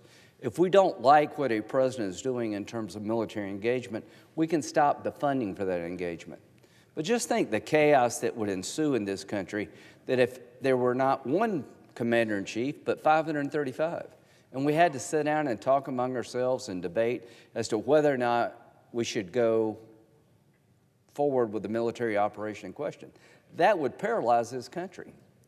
And this leak of the Defense Intelligence Assessment tells you exactly what would happen if they brought this problem over to us to solve. So it's been clear to me that only 5 times in the history of the country have we declared war, and we've had hundreds of military operations that the founders never envisioned. The ability to declare war means the President of the United States, as Commander-in-Chief, cannot act unless we agree, because that makes us the Commander-in-Chief, and that's not what they were trying to do. They were trying to make sure the country could not go into a legal situation involving war without the body as a whole making that decision. But when it comes to how to use the military and when to use the military, we have a single person who does that. That's the Commander-in-Chief, and that person can be limited by Congress's ability to cut off funding for military operations they don't approve of. So the War Powers Act, I think from its very founding, was unconstitutional, but this is a case study of the chaos that would be created if we accepted their version, the proponents' version of this. That President Trump would have to come to the Congress as a whole before he decided to strike the next nuclear facility that maybe we don't know about, or there's some imminent threat to our troops in the region. That's just not practical, and that's not what the founders meant. They put a single person in charge of the military, and that was the President of the United States. They made sure that going to war was a group decision. And in this country, we've used that process 5 times in 250 years. So not only did President Trump have the constitutional authority to engage in Operation Midnight Hammer, it was an incredible success. If you look up obliterate in the dictionary, it means to destroy utterly and wipe out. These 3 facilities were destroyed utterly and they were wiped out. They were obliterated. Now that doesn't mean that the threat from Iran is over. The desire of the regime still exists, and we'll have to deal with Iran down the road. But this vote, I think we all need to vote no, because what we're doing here, if we don't watch it, is having 535 commanders-in-chief that would paralyze this country. But something maybe we can agree on very quickly. Since the attack, the Iranian regime has gone on a terror campaign against their own people. They've arrested at least 700 people for ties to Israel. There have dozens of people been hanged, with basically drug out of their houses and hanged. Iran turns to internal crackdown in wake of 12-day war. I will be doing a resolution condemning this regime's action. What they're doing is that they're trying to maintain power over their people after this attack. People in Iran are getting fed up with the Ayatollah. Instead of listening to the people and changing the behavior of the regime is engaged in a terror campaign of extrajudicial killings, imprisonment, and beatings to suppress the people. And I think this body and the civilized world should condemn what's going on in Iran right now. As to negotiations to solve the Iranian nuclear ambitions and to try to get a deal with Iran that we can all live with, count me in for that. But you got to remember, the people you're negotiating with, as you talk to them, are killing their own people to try to keep them in control. And I've got one idea. Before we negotiate with Iran, they need to say one thing. We don't like Israel, we don't agree with Israel, but we recognize the right of the state of Israel to exist. The policy of the Iranian regime is to destroy the state of Israel, purify Islam, and come after us, the infidels. Until they change that policy, nothing's really going to work. So what I want to hear before we sit down and talk to the Ayatollah and his henchmen is that for the first time ever since the founding of the Iranian regime, they recognize Israel's right to exist. Is that too much to ask? Finally, this is the 80th anniversary of the end of World War II. 80 years ago, this past month, the Nazis surrendered, and one of the hallmarks of the Nazi regime was to kill all the Jews. 80 years later, we're having a debate about a regime that wants a nuclear weapon to kill all the Jews, and we're wondering what to do. You know what we should do? We should make sure they can't kill all the Jews. We could make sure that this homicidal maniac, the Ayatollah, who's a religious Nazi, is not allowed to get a nuclear weapon and rain havoc on the region and come after us. It's hard to believe that 80 years later we would be having this debate. What should we do? To my good friend Senator Sanders, your solution will lead to World War III. You will appease evil. And World War II happened because people like Senator Sanders did not stand up to Hitler. They did not choose wisely. They did not stop him when they could. And that's exactly what's going on now. Until this religious Nazi regime gives up their desire to destroy the state of Israel, to wreak havoc on the region, and to come after us, chanting death to America, then we should stand up to them. I'm not advocating invading Iran, but I am advocating being tough, no sanctions relief, and don't reward this behavior. Vote no to Senator Kane's proposal. Stand up for the Constitution as it's been implemented for over 250 years. And all of us pray for the Iranian people and for our friends in Israel that better days are ahead. But these better days only come with sacrifice. And as I speak, people in Iran are sacrificing because they just want to live free. I yield. Don't use it, Maya.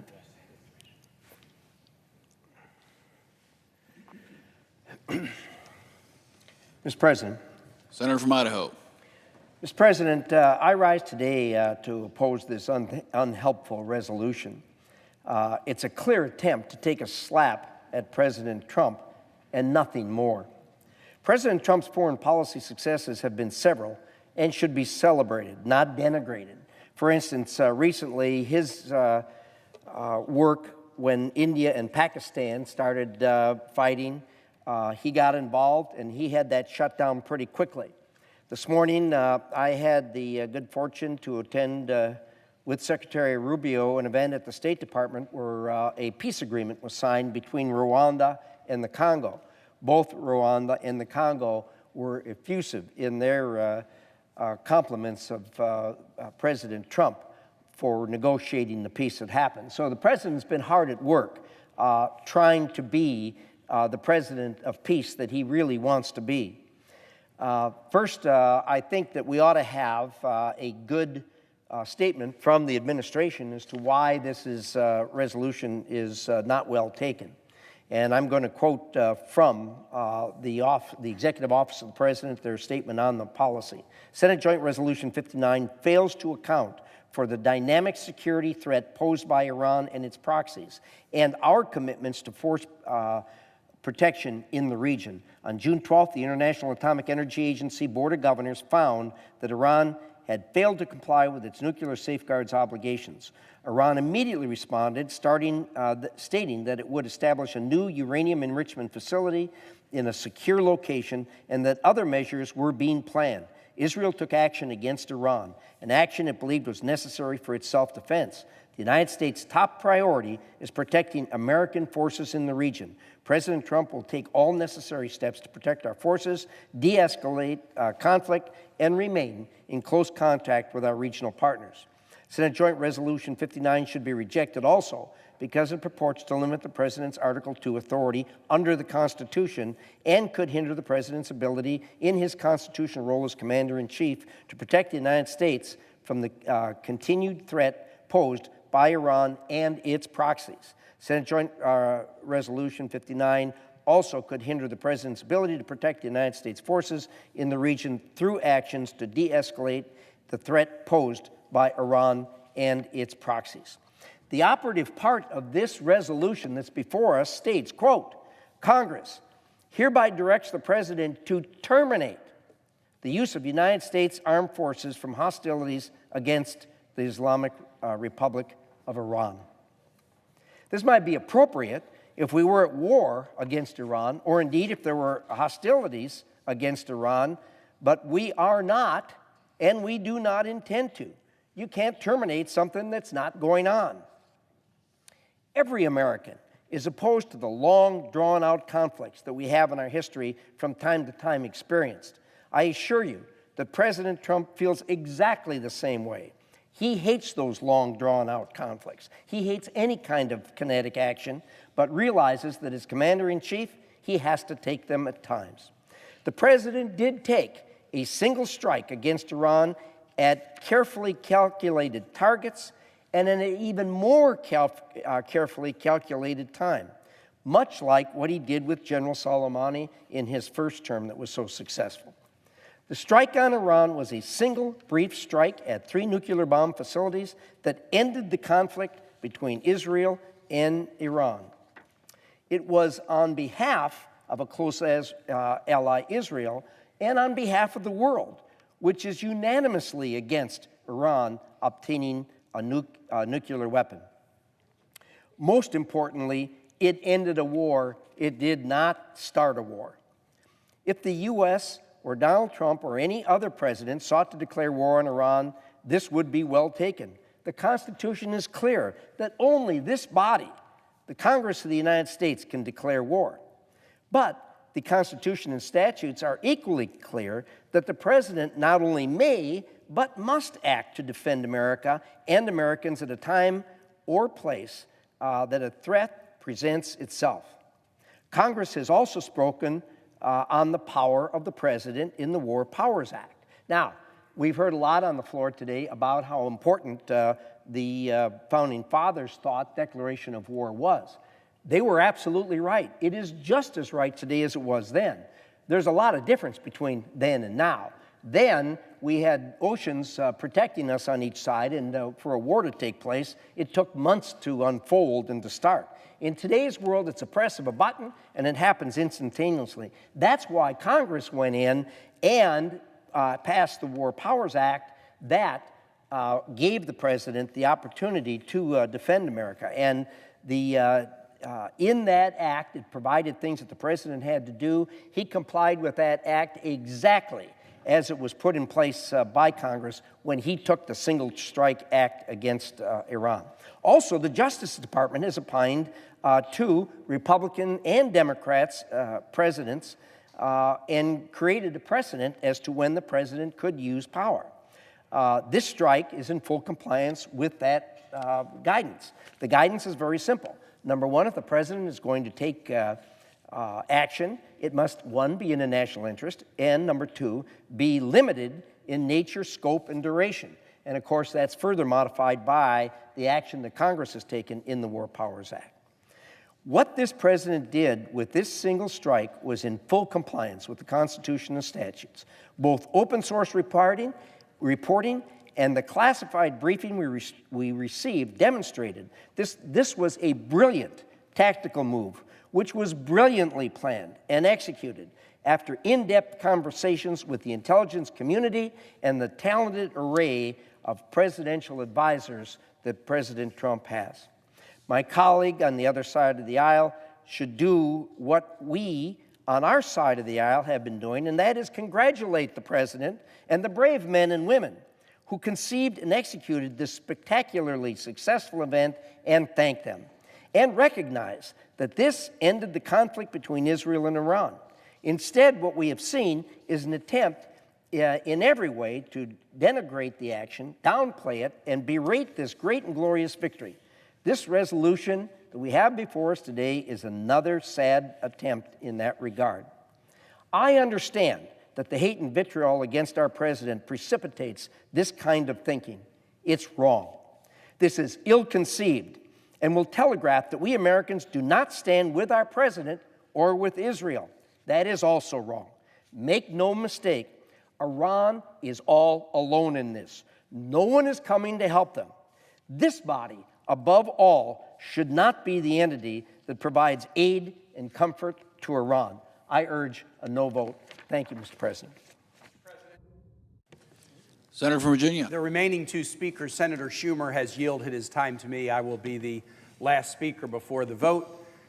My colleague from Idaho says this is driven by hate and vitriol. Tell President Trump he well knows that from my first months in the Senate, I have taken this position now against 4 presidents, Democratic and Republican. The principles that have been stated on this floor about the Constitution and War Powers Resolution are very, very clear. Congress declares war. Once declared, the president is the commander-in-chief. There is no war without a declaration of Congress. The president as commander-in-chief can defend the United States against imminent attack, but there was no such imminent threat posed by the Iranian nuclear program, as the president's own national security advisor testified to Congress shortly before this strike, and as the Israeli foreign minister announced before the U.S. strike that the Israeli actions had set the nuclear program back 2 or 3 years. No imminent attack on the United States, no imminent threat. That means Congress gets to declare war. This is not about hatred for any president. It is about standing up and doing what we took an oath to do. My colleague from South Carolina says we've only declared war 5 times, ending with World War II. That's not accurate. Congress has had the guts to at least vote on authorizing war up through 2002. But in 2002, something happened, Mr. President, in this body. The Senate and the House got lied into a war with bogus intelligence about the weapons program of the nation of Iraq. We should be haunted by that. We should be haunted by that. The claims that Iraq had weapons of mass destruction led us into a war where thousands of troops and thousands of U.S. contractors were killed. And so what should have been the learning that came out of that we should do a good job kicking the tires as Congress before we go into a war and not get lied into a war. Instead, Mr. President, what I fear, since there's been no willingness of Congress to vote on any war since 2002, is what members of this body have decided is, wow, we got it wrong. We were lied into a war. We voted in a way that we regretted. So let's not vote at all. Let's not vote at all. Let's overturn the congressional and constitutional history that says we only go to war with Congress and try to hide in the grass. Many of my colleagues have said things about Iran and how bad Iran is. None of them have ever introduced an authorization for war against Iran. If Iran is so bad, do that. People in this body would rather not vote so they can't be held accountable. I get that. That's a human impulse. It's just a human impulse that so disrespects the service of our men and women in uniform. If we're going to send troops into harm's way, our sons and daughters, whether they're flying bombing missions or ground troops or covert operations, we ought to have the guts in this body to cast a vote saying that that war is necessary. Not just act as cheerleaders and hide from culpability, hide from accountability, hide from responsibility. If you vote against Senate Joint Resolution 59, what you are saying is this president should be able to wage war without coming to Congress. If you think the president should have to come to Congress, whether you're for or against a war in Iran, you'll support Senate Joint Resolution 59. You'll support the Constitution that has stood the test of time. You'll support your oath. I urge a positive vote on the resolution, and I yield back. Question occurs on the motion to discharge S.J. Res. 59. I'd ask for the yeas and nays. Is there a sufficient second? There appears to be. Clerk will call the roll. Ms. Alsobrooks, Ms. Baldwin, Mr. Banks, Mr. Barrasso. No.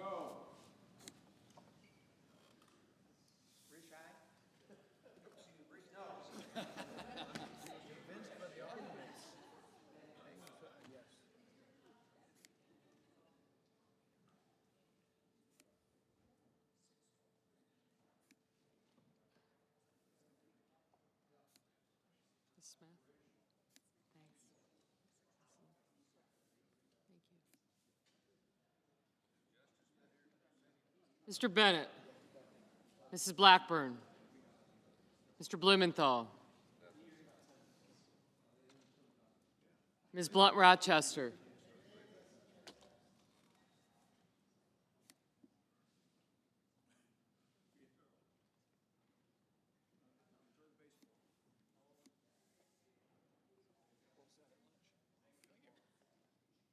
Mr. Booker,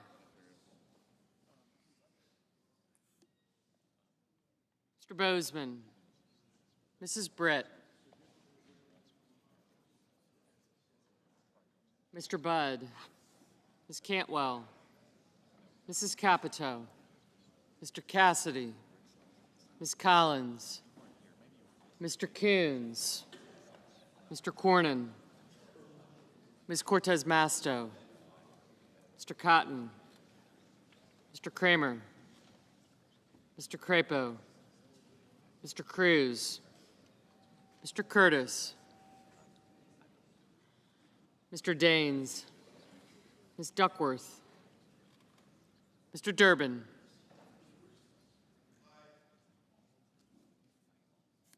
Ms. Ernst, Mr. Fetterman, Mrs. Fisher, Mr. Gallego, Mrs. Gillibrand, Mr. Graham, Mr. Grassley, Mr. Haggerty, Ms. Hassan, Mr. Hawley, Mr. Heinrich, Mr. Hickenlooper,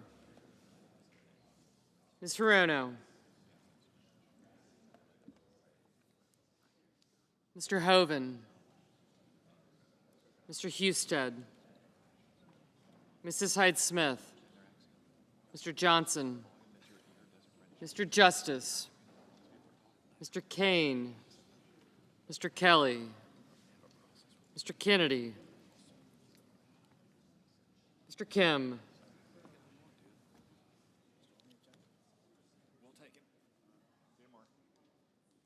Mr. King, Ms. Klobuchar, Mr. Langford, Mr. Lee, Mr. Lujan, Ms. Lummis, Mr. Markey,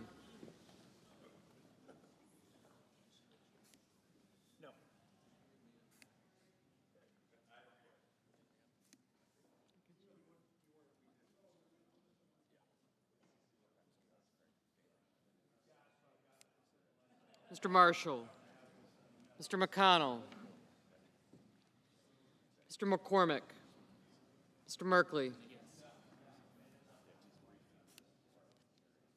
Mrs. Moody, Mr. Moran, Mr. Marino, Mr. Mullen, Ms. Murkowski, Mr. Murphy, Mrs. Murray, Mr. Ossoff, Mr. Padilla, Mr. Paul, Mr. Peters, Mr. Reed, Mr. Ricketts, Mr. Risch,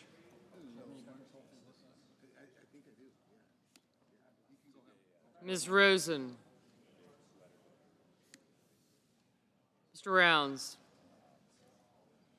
Mr. Sanders, Mr. Schatz, Mr. Schiff, Mr. Schmidt, Mr. Schumer, Mr. Scott of Florida, Mr. Scott of South Carolina, Mrs. Shaheen,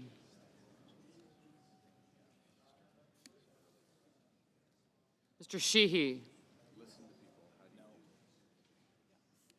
Ms. Slotkin, Ms. Smith, Mr. Sullivan, Mr. Thune, Mr. Tillis, Mr. Tuberville, Mr. Van Hollen, Mr. Warner, Mr. Warnock, Ms. Warren, Mr. Welch, Mr. Whitehouse, Mr. Wicker, Mr. Wyden, Mr. Young. Senators voting in the affirmative: Blunt Rochester, Cantwell, Coons, Durbin, Hassan, Heinrich, Kane, Kim, Murray, Padilla, Paul, Schumer, Smith, and Warner. Senators voting in the negative: Barrasso, Cornyn, Cotton, Kramer, Crapo, Daines, Fetterman, Marino, Mullen, Risch, Sheehy, Tillis, and Tuberville.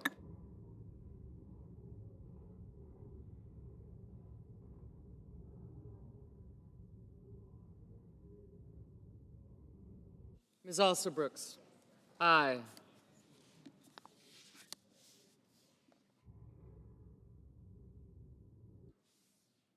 Mr. Merkley, aye.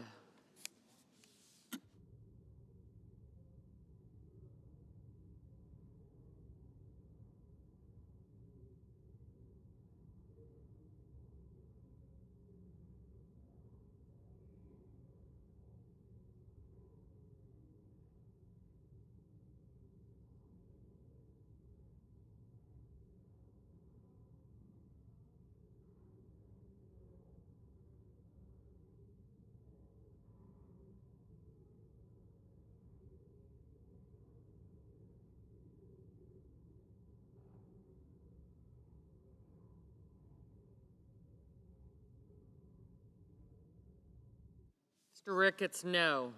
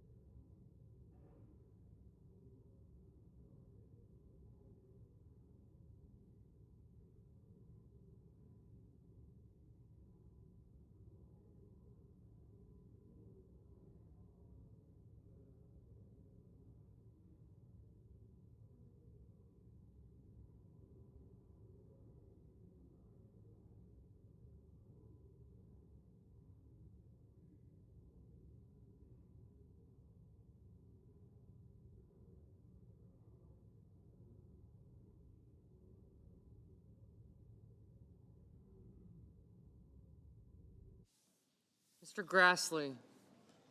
No.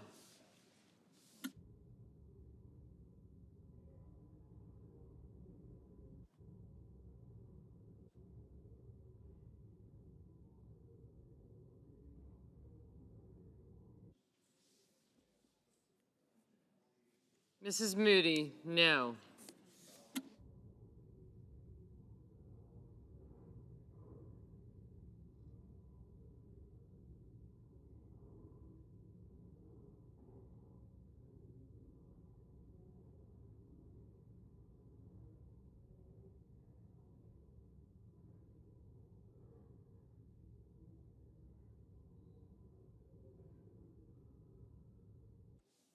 Mrs. Britt? No.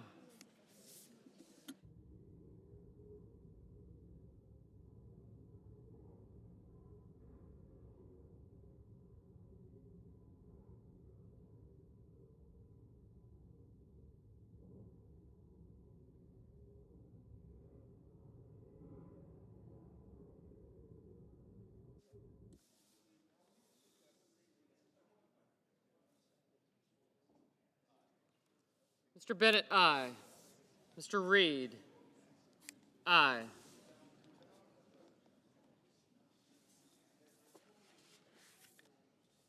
Mr. Marshall, no.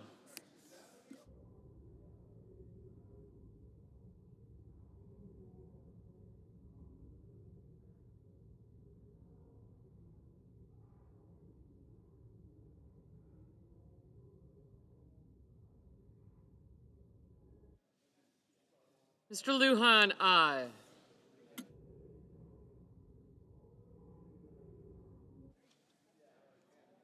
Mrs. Fisher, no. Mr. Lee, no.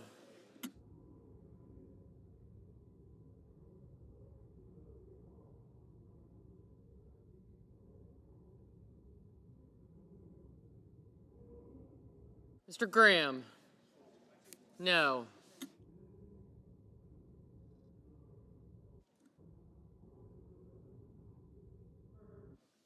Mr. Murphy, aye. Mr. Wyden? Aye.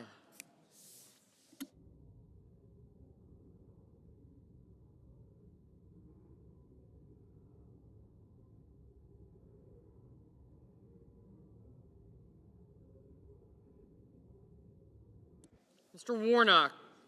Aye.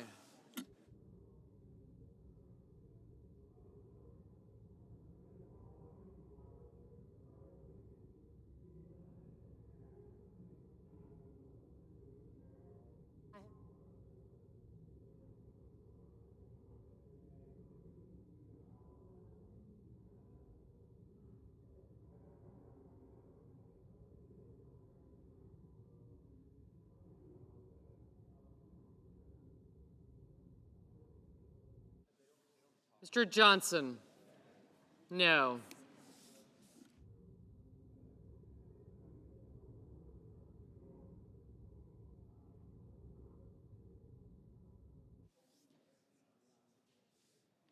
Mr. Hawley? No. Ms. Baldwin? Aye. Mrs. Shaheen? Aye. Mr. Whitehouse? Aye.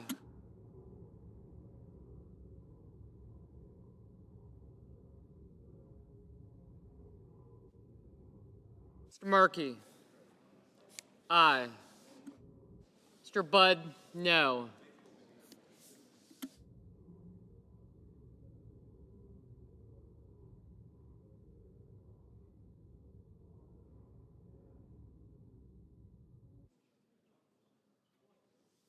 Mr. McConnell? No.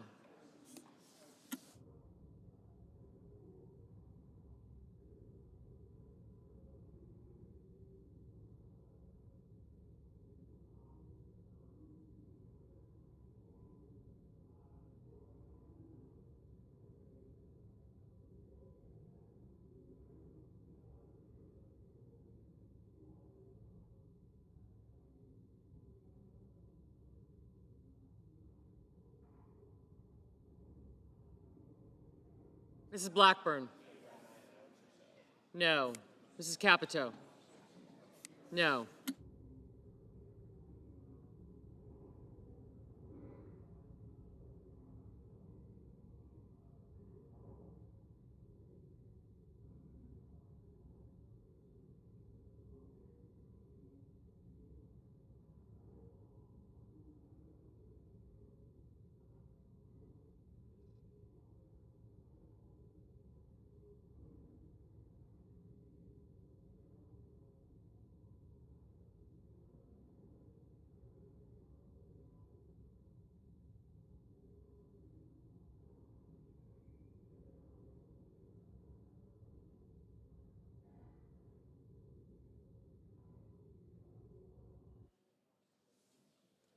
Mr. Langford?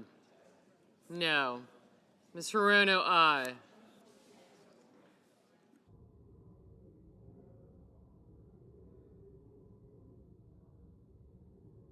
Mr. Cassidy? No. Mr. Schmidt? No.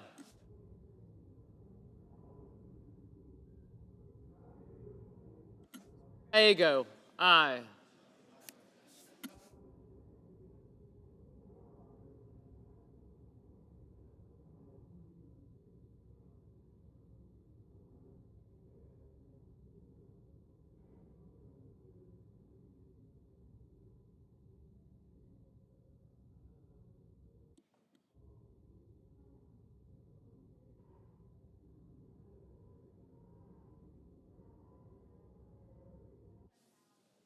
Mr. Schiff, aye.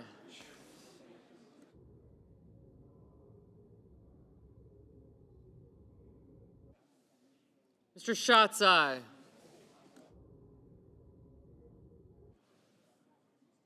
Mr. Young, no.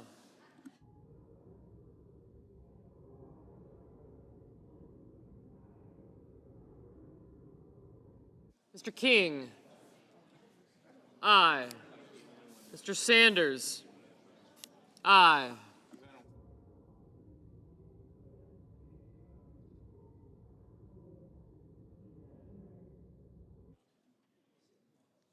Mr. Justice, no.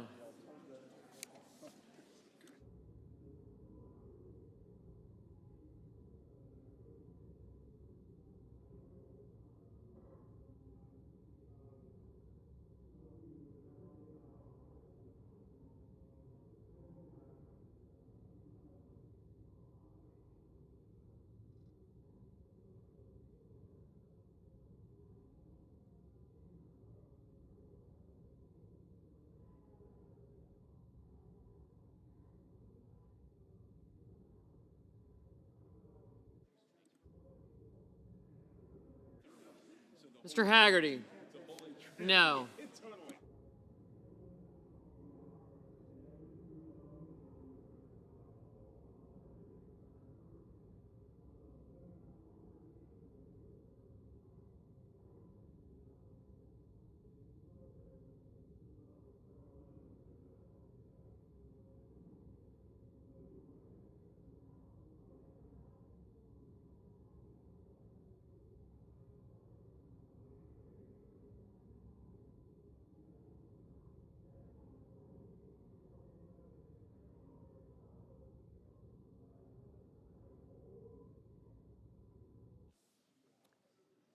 Mr. Kennedy, no. Mr. Husted, no.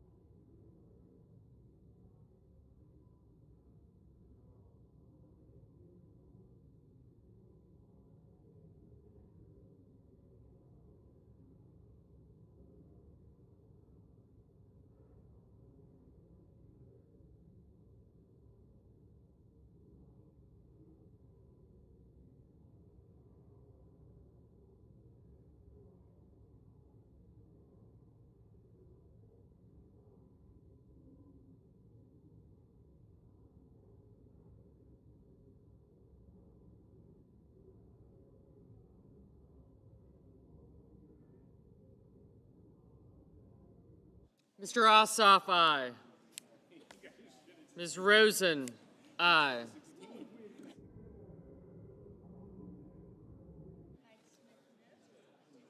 Mr. Hickenlooper, aye. Mrs. Hyde-Smith, no. Mrs. Gillibrand, aye. Ms. Warren, aye.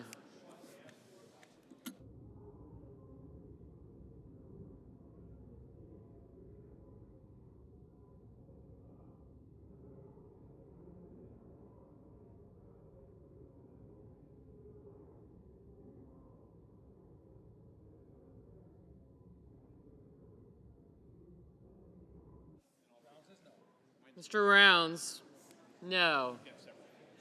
Mr. Peters, aye. Mr. Scott of Florida, no.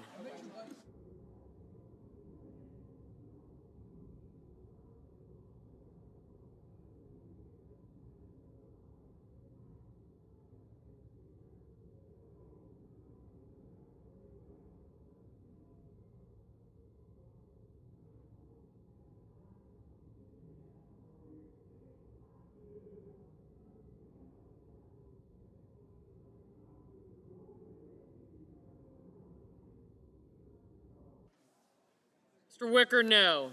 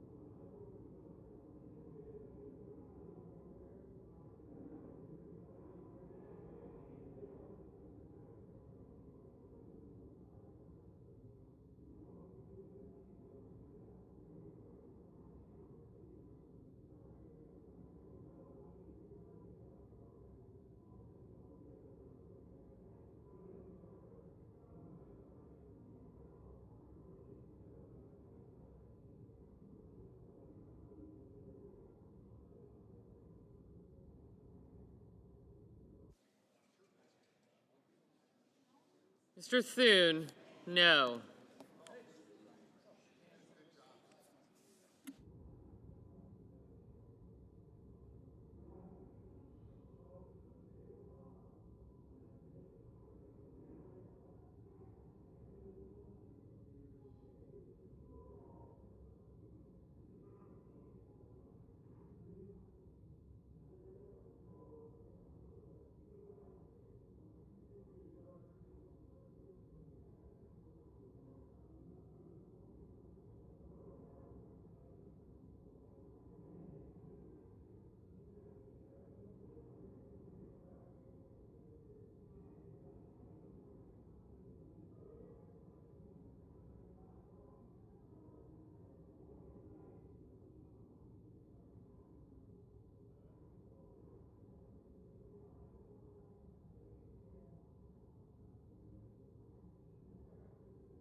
Ms. Duckworth, aye.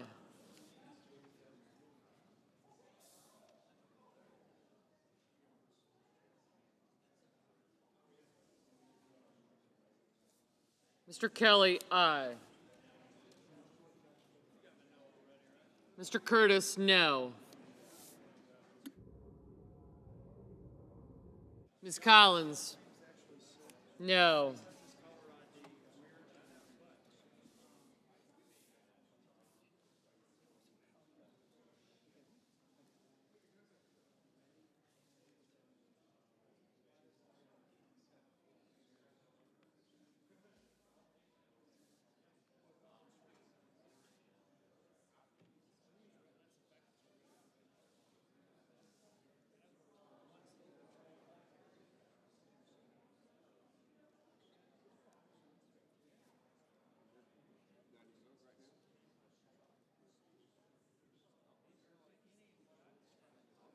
Mr. Van Hollen, aye.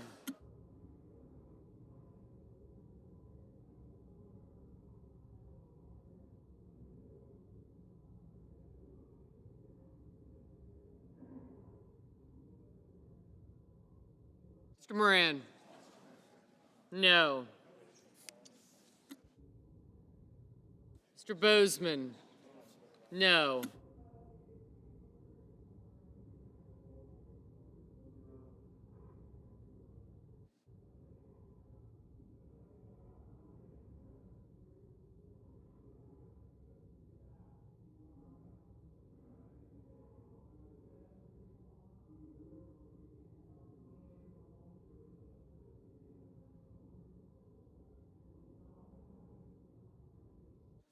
Mr. Welch, aye.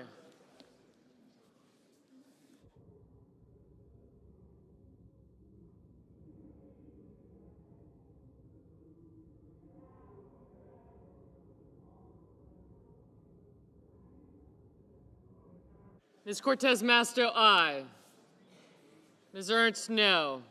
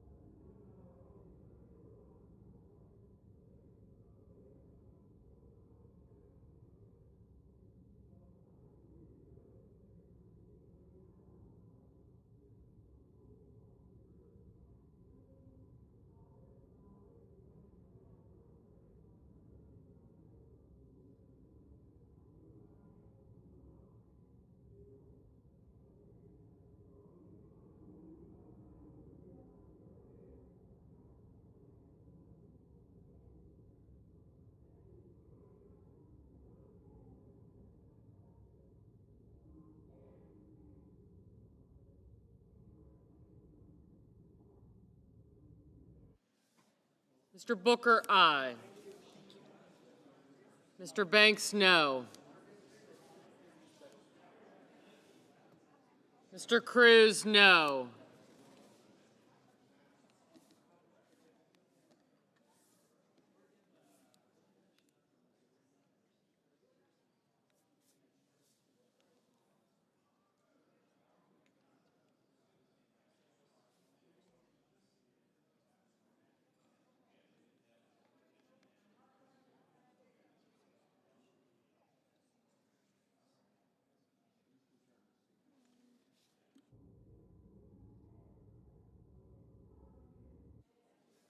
Ms. Klobuchar, aye.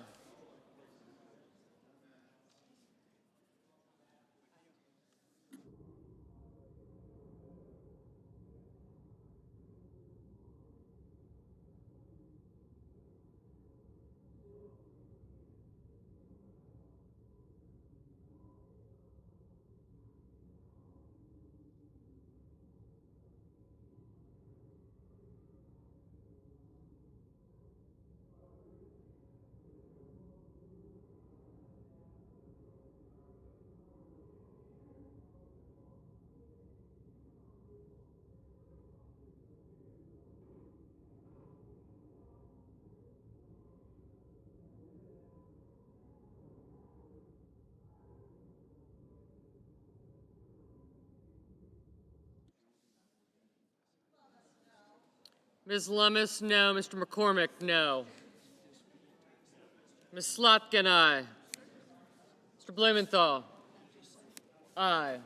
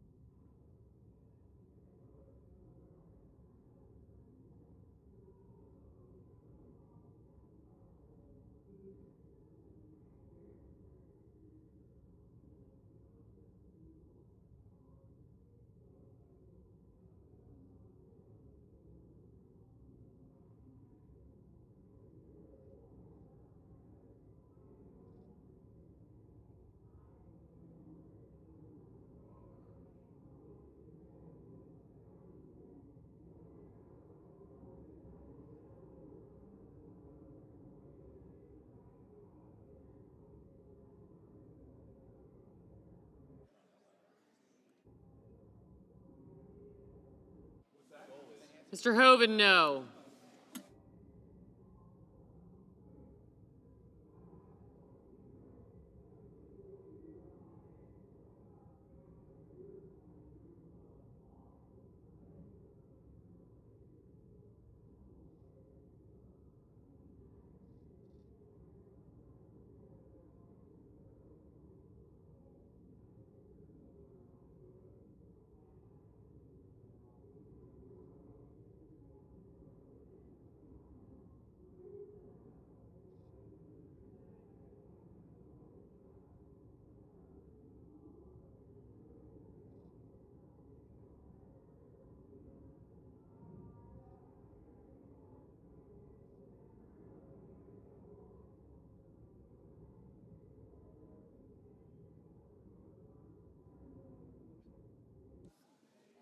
Ms. Murkowski, no. Mr. Sullivan, no.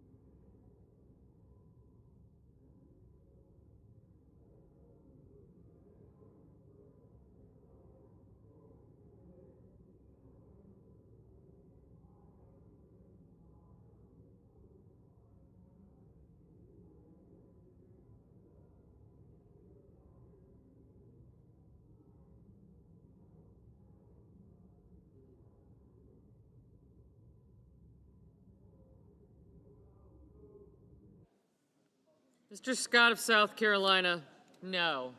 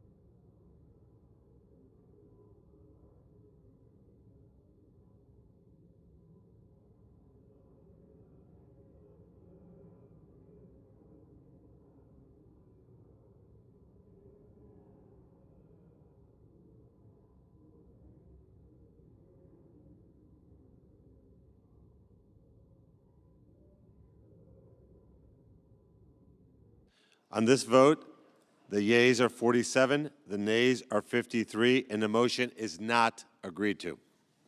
President. I recognize the Majority Leader. Mr. President, I ask unanimous consent the Senate be in a period of morning business with senators permitted to speak therein for up to 10 minutes each. Without objection. Thank you. Thanks, Mr. President.